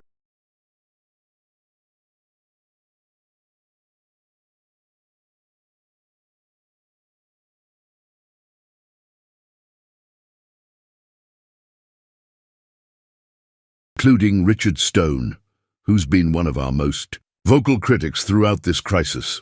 Eli felt pieces of the puzzle clicking into place. Richard Stone. Any relation to you? Marcus's face flushed. My uncle, but I swear I had no idea what he was doing. I've been investigating the leaks for weeks, trying to figure out how information was getting to reporters so quickly. And what? Did you find that someone has been accessing my computer remotely, using my credentials to gather information and make it look like I was the source of the leaks? Marcus's voice was tight with anger. They've been using me to spy on Aurelia. For months, Aurelia looked at Eli with an expression that mixed relief with exhaustion. We've been fighting shadows, Eli. The real enemy has been 3 steps ahead of us the entire time. But now we know who they are, Eli said. Knowing and proving are different things, Marcus interjected. And they're not done with us. In fact, I think they're accelerating their timeline. What do you mean? Marcus pulled up another screen on his laptop. I've been monitoring communications that my uncle thought I couldn't access. They're planning something big for tomorrow, something designed to end this crisis decisively in their favor. What kind of something? I don't know all the details. But it involves a coordinated media event, new evidence about the contamination and, Marcus hesitated, and something about neutralizing the personal complications. Eli felt his blood run cold. Personal complications meaning me and Sophie. I think so. Aurelia stood up abruptly, beginning to pace again. We have to stop them. Whatever they're planning, we have to get ahead of it. How? By going public. With everything we know. The infiltration, the payments, the coordination between Pinnacle Health and the board members. We expose the entire conspiracy before they can complete their final move. Eli thought about his meeting with Detective Chen, about the anonymous reports designed to make him look like an unfit father. What if going public makes things worse? What if it looks like we're making desperate accusations because we're losing? Then we make sure we have evidence that can't be dismissed as desperation. Marcus closed his laptop with a decisive snap. I can get us evidence. My uncle thinks I'm still in the dark about his activities. If I can get him to admit what Pinnacle Health has been doing, record it somehow. That's dangerous, Aurelia warned. If he realizes you know what he's been doing, then we better make sure he doesn't realize it until it's too late. Eli looked between Aurelia and Marcus, seeing the determination in their faces. What do you need me to do? Tomorrow is the custody hearing for Sophie, Aurelia said quietly. Whatever Pinnacle Health is planning, it's probably time to coincide. With that, they want to destroy both of us simultaneously, so we beat them to it. How? Eli thought about his daughter, probably sitting in a classroom right now, with no idea that her entire future was being decided by adults playing games she didn't understand. He thought about Aurelia, who'd built something meaningful, and was watching it get torn apart by people who cared more about profit than principles. "We tell the truth," he said finally. "All of it, publicly, completely, and with enough evidence that no one can dismiss it as conspiracy theories." "That's a big risk," Marcus warned. "If we're wrong about any part of this, or if we can't prove everything we're alleging, then we lose everything anyway," Eli finished. "But at least we'll lose fighting instead of running." Aurelia moved to the window, looking out at the city where somewhere their enemies were planning their final assault. "Tomorrow is going to determine whether I keep my company and you keep your daughter. Then we better make sure tomorrow goes our way." As they began planning their counterattack, Eli realized that the next 24 hours would test everything they'd learned about trust, courage, and the willingness to fight for what mattered most. The stakes couldn't be higher, and failure wasn't an option. Outside, storm clouds were gathering on the horizon, and change was coming whether they were ready for it or not. The custody hearing was scheduled for 10 o'clock on a Thursday morning in a downtown courthouse that had seen decades of families torn apart and rebuilt. Eli arrived 30 minutes early, wearing his one good suit and carrying a folder of documents that he hoped would be enough to prove he was a fit father. His ex-wife, Jennifer, was already there with her new husband David and their lawyer, a sharp-dressed woman who looked like she'd never lost a case she cared about winning. Jennifer avoided eye contact, but David stared at Eli with the kind of casual hostility that comes from believing you're about to win something important. "Mr. Navarro," Jennifer's lawyer approached him before the hearing began. "I'm Rebecca Torres. I represent your ex-wife in this matter. I know who you are. I wanted to give you one last opportunity to reach a settlement before we proceed. Mrs. Davidson is willing to allow you supervised visitation every other weekend if you agree to transfer primary custody to her voluntarily." Eli looked past the lawyer to where Jennifer sat next to her new husband, finally meeting his ex-wife's eyes. "Is that what you want, Jen? To take Sophie away from the only home she's ever known?" Jennifer's composure cracked slightly. "I want what's best for Sophie. And what's best for her is stability, Eli. A two-parent home, financial security, a safe environment. She has that with me." "Do you?" David interjected, speaking for the first time. "Because from what I've read in the papers, you've been exposing her to some pretty questionable situations lately." Eli felt his temper flare, but before he could respond, he heard familiar voices in the courthouse corridor. Through the glass doors, he could see Aurelia approaching with Marcus, and another man he didn't recognize. Someone in an expensive suit who carried himself with the authority of someone accustomed to courtrooms. "Excuse me," Eli said to the lawyer, and walked over to meet them. "What are you doing here?" he asked Aurelia quietly. "We're here to help," she said. "This is James Morrison, my personal attorney. He specializes in family law. I can't afford— You're not paying for it. I am." "Aurelia, I can't let you—" "Yes, you can, and you will." Her voice carried the same authority he'd heard when she was dealing with her board of directors. "Someone attacked your family because of your association with me. I'm not letting you fight that battle alone." James Morrison stepped forward with the kind of confident smile that suggested he'd never met a legal challenge he couldn't handle. "Mr. Navarro, I've reviewed the allegations against you, and I'm confident we can address them effectively." What did Marcus find out about his uncle? Marcus looked nervous but determined. "I'm meeting with him this afternoon. I've arranged for what he thinks is a private conversation about coordinating our response to the custody hearing. He doesn't know I'll be recording everything." "Be careful," Eli warned. "I will be." The courtroom was smaller than Eli had expected, with wooden benches that had been polished by decades of anxious parents and fluorescent lighting that made everyone look slightly ill. Judge Patricia Williams was a woman in her 60s, with grey hair and the patient expression of someone who'd heard every possible family crisis story. Jennifer's lawyer presented their case first, painting a picture of Eli as a well-meaning but irresponsible father who'd allowed his association with a scandalous businessman to compromise his daughter's safety and well-being. She introduced evidence of his erratic work schedule, his involvement with individuals under federal investigation, and the unstable living situation created by having Aurelia stay at his apartment. Your Honor, Rebecca Torres said in conclusion, Mr. Navarro clearly loves his daughter, but love isn't enough to provide the kind of stable, secure environment that Sophie needs during these formative teenage years. When it was James Morrison's turn, he stood with the kind of calm confidence that immediately commanded attention. Your Honor, this case isn't really about custody arrangements. It's about a deliberate campaign to destroy Mr. Navarro's reputation in order to damage his relationship with his daughter.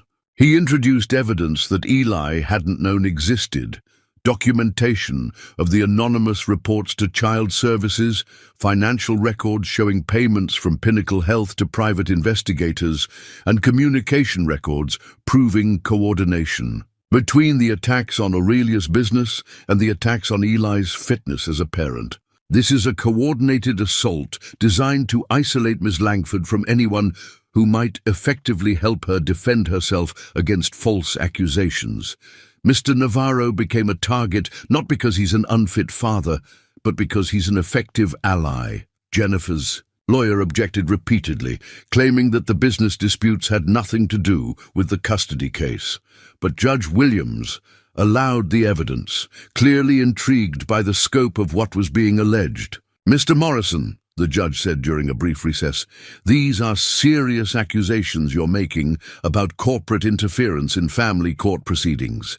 Yes, Your Honor, and we have more evidence coming this afternoon that will prove everything we're alleging. When the hearing resumed, James Morrison called character witnesses, Sophie's teachers, her principal, even Mrs. Chen from next door, who testified about Eli's devotion to his daughter and the respectful, loving relationship she'd observed between them. Mr. Navarro works hard to provide for Sophie, Principal Martinez testified, but he's never missed a parent-teacher conference, never failed to respond when she needed him, and Sophie herself is one of our most well-adjusted students. Then James Morrison called a witness that surprised everyone in the courtroom. Sophie herself. Your Honor, he said, Sophie Navarro is 14 years old, which is old enough for this court to consider her preferences regarding custody arrangements. I'd like her to have the opportunity to speak for herself. Sophie entered the courtroom, wearing her best dress and the determined expression that Eli recognized from their morning conversations about difficult topics. She walked to the witness stand with her head held high, though Eli could see the nervousness in the way she gripped her hands together. Sophie, James Morrison said gently, can you tell the court about your relationship with your father? My dad is the best person I know, Sophie said, her voice clear, despite her obvious nervousness. He works really hard to take care of me, and he always puts me first. Even when he's tired or worried about money, he still helps me with homework, and makes time to talk about things that are important to me. How do you feel about the possibility of moving to Sacramento to live with your mother? Sophie glanced at Jennifer, and Eli could see the conflict in her expression. I love my mom, and I want to have a relationship with her, but my home is with my dad. My school is here, my friends are here, and everything I care about is here. What about your father's work with Ms. Langford? Has that affected your daily life? Ms. Langford is really nice, Sophie said with a small smile. She helped me with my calculus homework, and she understands what it's like to grow up without much money. She makes my dad happy, and she's never been anything but kind to me. Jennifer's lawyer tried to shake Sophie's testimony during cross-examination. But the teenager answered every question with a poise that made Eli's chest swell with pride. "Sophie," Rebecca Torres said, "don't you think you deserve to live in a home where you don't have to worry about money, where both parents can provide for your needs?" "I don't worry about money," Sophie replied. "My dad makes sure I have everything I need, and I'd rather live with one parent who loves me completely than two parents who can buy me things but don't really know who I am." The courtroom fell silent after that response. Even Jennifer's lawyer seemed to realize that she'd just handed Sophie an opportunity to articulate exactly why the custody arrangement should remain unchanged. Judge Williams called for a lunch recess, and as they filed out of the courtroom, Eli pulled Sophie aside. "Kiddo, you were incredible in there." "I just told the truth, Dad." "I know, but telling the truth takes courage, especially when it's difficult. You taught me that." As they stood in the courthouse corridor, watching the lawyers and family members disperse for lunch, Eli's phone buzzed with a text from Marcus. "Meeting with my uncle in 1 hour. Wish me luck."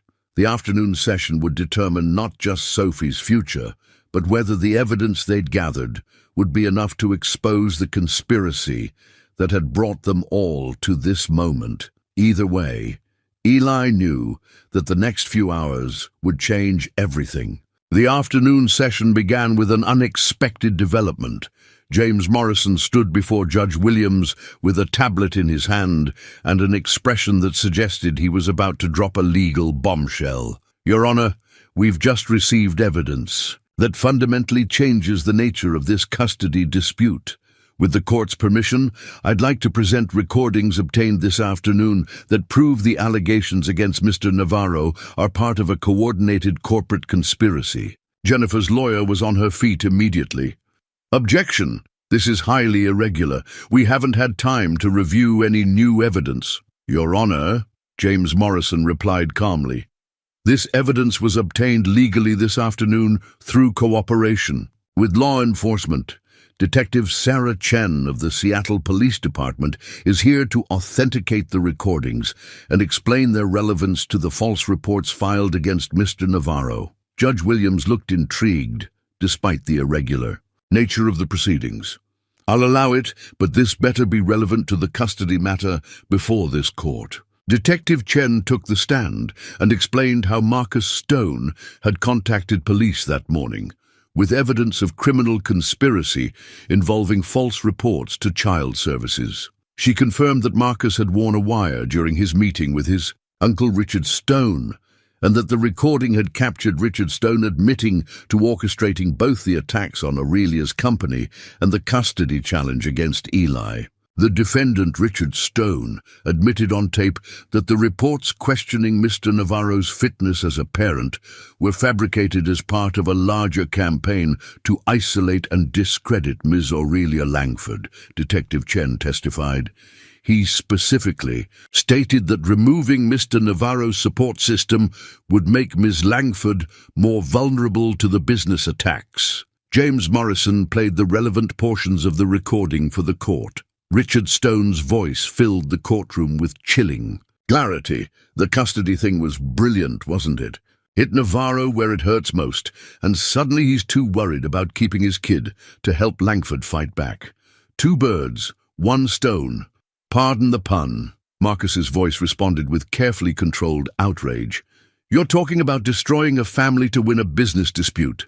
I'm talking about eliminating obstacles to a $40 billion acquisition. Langford Wellness is worth more broken up and sold for parts than it is as a functioning company. But as long as she has people helping her fight back effectively, she might actually survive this." The courtroom was dead silent as the recording played. Even Jennifer looked shocked by what she was hearing. "Your Honor," James Morrison continued after the recording ended, "this proves beyond any doubt that the custody challenge against Mr. Navarro is not based on legitimate concerns about Sophie's welfare. It's corporate warfare being fought in family court." Jennifer's lawyer tried to salvage the situation. "Your Honor, even if there was improper motivation behind bringing these concerns to light, that doesn't change the underlying facts about Mr. Navarro's lifestyle and choices." "What underlying facts?" Judge Williams asked sharply. Every witness who testified about Mr. Navarro's parenting praised his devotion to his daughter. Every teacher and school official confirmed that Sophie is thriving in his care. The only negative reports came from anonymous sources who we now know were part of a criminal conspiracy. The judge turned to Jennifer directly. Mrs. Davidson, did you know about this conspiracy when you filed for custody modification? Jennifer looked stricken. No, Your Honor, I was contacted by someone who said they were concerned about Sophie's welfare. They provided me with information about Eli's involvement with Ms. Langford and suggested that I might want to reconsider our custody arrangement. Who contacted you? I don't know.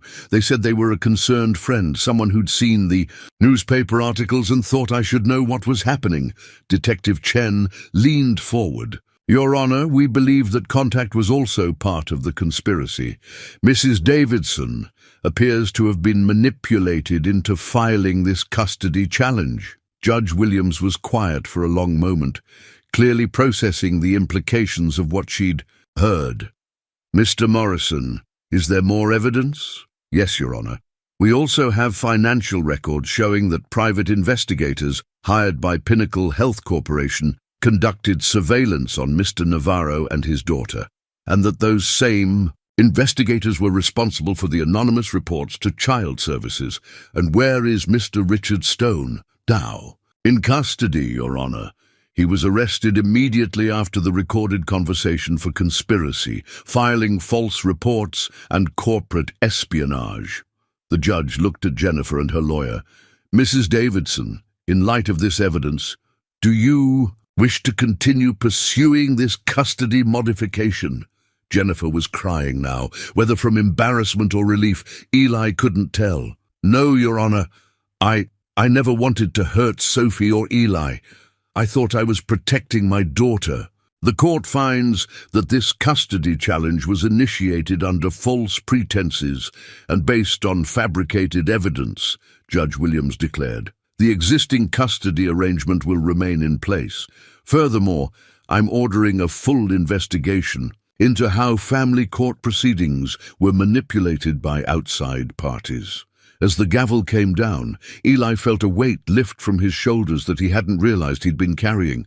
Sophie, who had been allowed to remain in the courtroom for the afternoon session, ran to him with tears of relief in her eyes. Dad, does this mean I get to stay with you? Yes, kiddo. You get to stay with me. Outside the courthouse, the media circus that had been following Aurelia's story had grown considerably. Reporters and cameras crowded the steps, and Eli could see that word of the conspiracy revelations had already leaked. Aurelia was waiting by the car with Marcus, both of them looking exhausted but victorious. When she saw Eli and Sophie emerge from the courthouse, her face lit up with genuine joy. How did it go? She asked, though the answer was obvious from their expressions.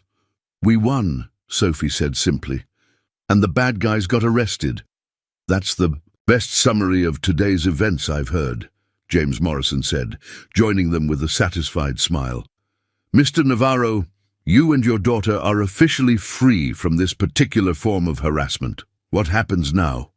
Eli asked. Now we rebuild, Aurelia said firmly. My company, your reputation, and hopefully some kind of normal life for all of us. As they prepared to leave, a reporter pushed through the crowd with a cameraman close behind. Ms. Langford, can you comment on the conspiracy allegations?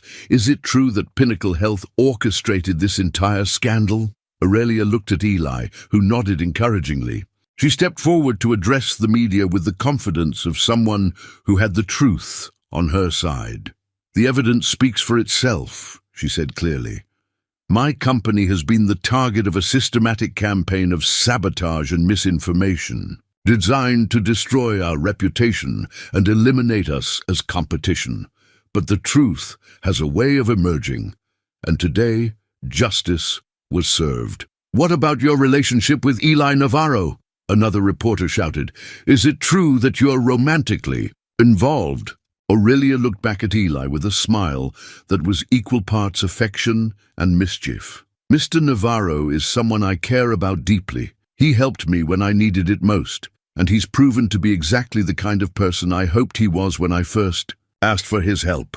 Dad, Sophie whispered loudly enough for the microphones to pick up, does this mean you're dating a billionaire? The question broke the tension, and even some of the reporters laughed. Eli put his arm around his daughter and looked at Aurelia with an expression that answered Sophie's question without words. I'm dating a woman who happens to be successful, he said to the cameras. And she's dating a construction worker who happens to be a good father. Everything else is just noise. As they made their way to the car through the crowd of reporters, Eli realized that the past month had changed him in ways he was only beginning to understand. He'd started this journey trying to help a stranger in need, and he'd ended up finding something he hadn't even known he was looking for. The future was still uncertain. There would be legal proceedings, media attention, and the complex work of rebuilding both Aurelia's company and their own relationship. But for the first time in years, Eli felt like he was moving towards something hopeful instead of just trying to survive from day to day. Sophie squeezed his hand as they reached the car. Dad, are you happy? Yeah, kiddo, I think I really am. And as they drove away from the courthouse toward whatever came next, Eli realized that sometimes the best things in life really did begin with a simple decision to help someone in need. 6 months later, Eli stood in the same courthouse where his custody battle had been fought, but this time he was wearing a different kind of suit and carrying a very different kind of paperwork. The morning light streamed through the tall windows of the Marriage License Bureau, casting everything in a golden glow that seemed fitting for new beginnings. Are you nervous? Aurelia asked, smoothing an imaginary wrinkle from his jacket. Terrified, he admitted with a grin, but the good kind of terrified. Sophie, who had appointed herself as both maid of honor and wedding coordinator, checked her watch with the seriousness of someone managing a corporate merger. We have exactly 15 minutes before the ceremony starts. Where's Marcus? Right. Here, Marcus called from the doorway, slightly out of breath but carrying the rings they'd almost forgotten at the apartment. Sorry, traffic was terrible. The past 6 months had brought changes that none of them could have predicted. Richard Stone and 3 Pinnacle health executives had been convicted of corporate conspiracy and were serving prison sentences. Aurelia's company had not only survived the scandal, but had emerged stronger, with a surge of public support after the truth came out. Eli had started his own construction company with Aurelia's backing, focusing on affordable housing projects that matched both their values. Most importantly, they'd learned to build a life together that honored both their individual strengths and their shared commitment to something larger than themselves. The ceremony was small and simple, held in the courthouse's garden with just a handful of people who mattered most to them. Sophie stood beside them as they exchanged vows they'd written themselves, promising to support each other's dreams and face whatever challenges came their way as partners. Eli, Aurelia said when it was her turn to speak, 6 months ago you saved my life in a cafe, and you've been saving it every day since. You taught me that real strength isn't about protecting yourself from vulnerability. It's about choosing to be vulnerable with the right person. Aurelia, Eli replied, his voice steady despite the emotion he felt. You taught me that taking care of someone doesn't mean limiting their possibilities. It means helping them become everything they're capable of being. You've made me a better father, a better man, and somehow convinced me that I deserve to be happy. You do, Sophie interjected loudly enough for everyone to hear, earning laughter from the small gathering. Judge Williams, who had agreed to officiate, after presiding over their custody case, smiled as she pronounced them married. By the power vested in me by the state of Washington, I now pronounce you husband and wife. You may kiss the bride. The kiss was gentle, full of promise, and interrupted by Sophie's enthusiastic applause. As they broke apart, Eli looked at his new wife, a phrase that still seemed surreal, and saw his own sense of wonder reflected in her eyes. So what now? Aurelia asked as they walked back toward the courthouse, her hand warm in his. Now we go home, Sophie said decisively. I made a cake, and Mrs. Chen is coming over for dinner. She wants to make sure Aurelia knows all the embarrassing stories about Dad from when they were neighbors. All of them? Eli asked with mock horror. Especially the one about the time you tried to fix the bathroom sink and flooded the entire apartment, Sophie said with a grin that was pure mischief. Home turned out to be the house they'd bought together in Sophie's school district. Not a mansion despite Aurelia's resources, but a comfortable place with a garden where Eli could work with his hands and Sophie could spread her art projects across a kitchen table that was big enough for all of them. That evening, as they sat around that table with Mrs. Chen and Marcus, and a few other friends, sharing cake and stories and laughter, Eli marveled at how different his life had become. A year ago, he'd been a single father, struggling to make ends meet, worried about Sophie's future and his own. Now he was surrounded by people who cared about him, building something meaningful with a woman who challenged and supported him in equal measure. Dad, Sophie said, as they were cleaning up after their guests had left, can I ask you something? Always. Do you ever wonder what would have happened if you hadn't helped Aurelia that day at the cafe? Eli considered the question while loading dishes into their new dishwasher, a luxury that still felt strange but wonderful. Sometimes. Why? Because I think about it a lot. About how one small decision to help someone changed everything for all of us. Aurelia, who was wiping down the counters, paused to listen to the conversation.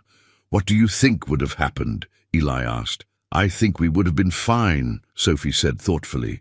You would have kept taking care of me, and I would have grown up knowing I was loved, but we wouldn't have had this.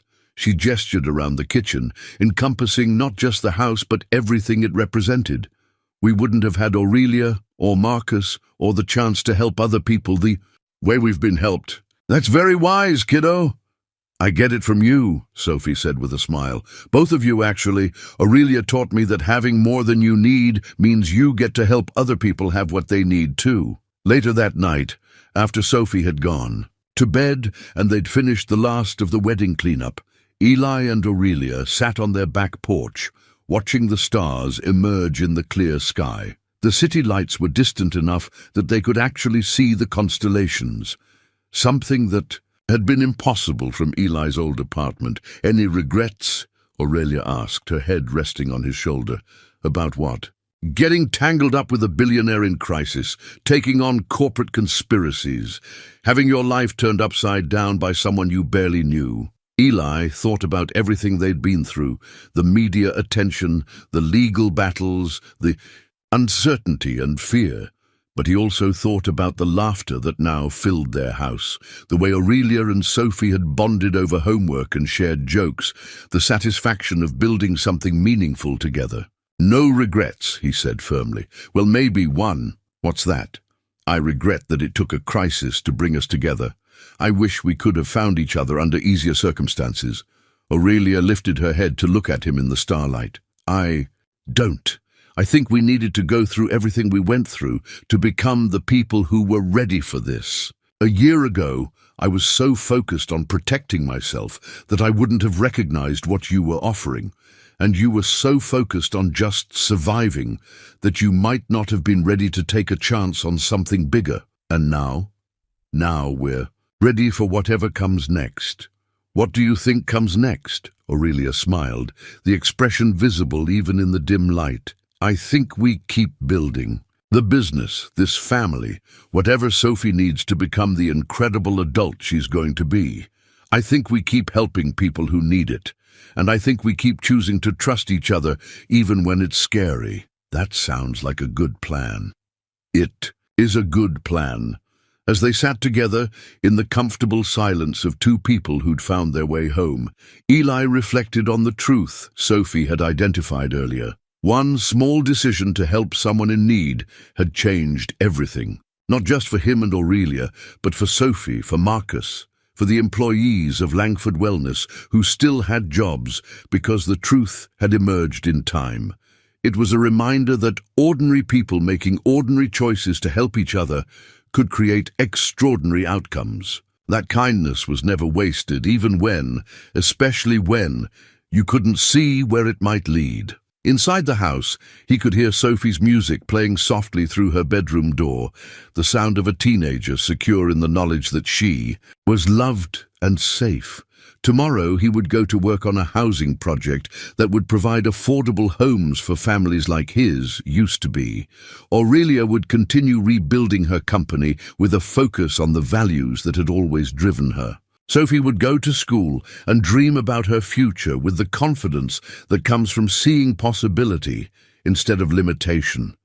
And they would do it all together, this family they'd built from love and crisis, and the simple decision to keep. Helping each other become the best versions of themselves. The stars wheeled overhead, constant and reassuring, marking time that belonged to all of them now. And in a house filled with laughter and hope and the promise of tomorrow, three people who'd found each other when they needed it most settled into the peaceful certainty that sometimes the best stories really do begin with a stranger who needs help. All you have to do is choose to provide it.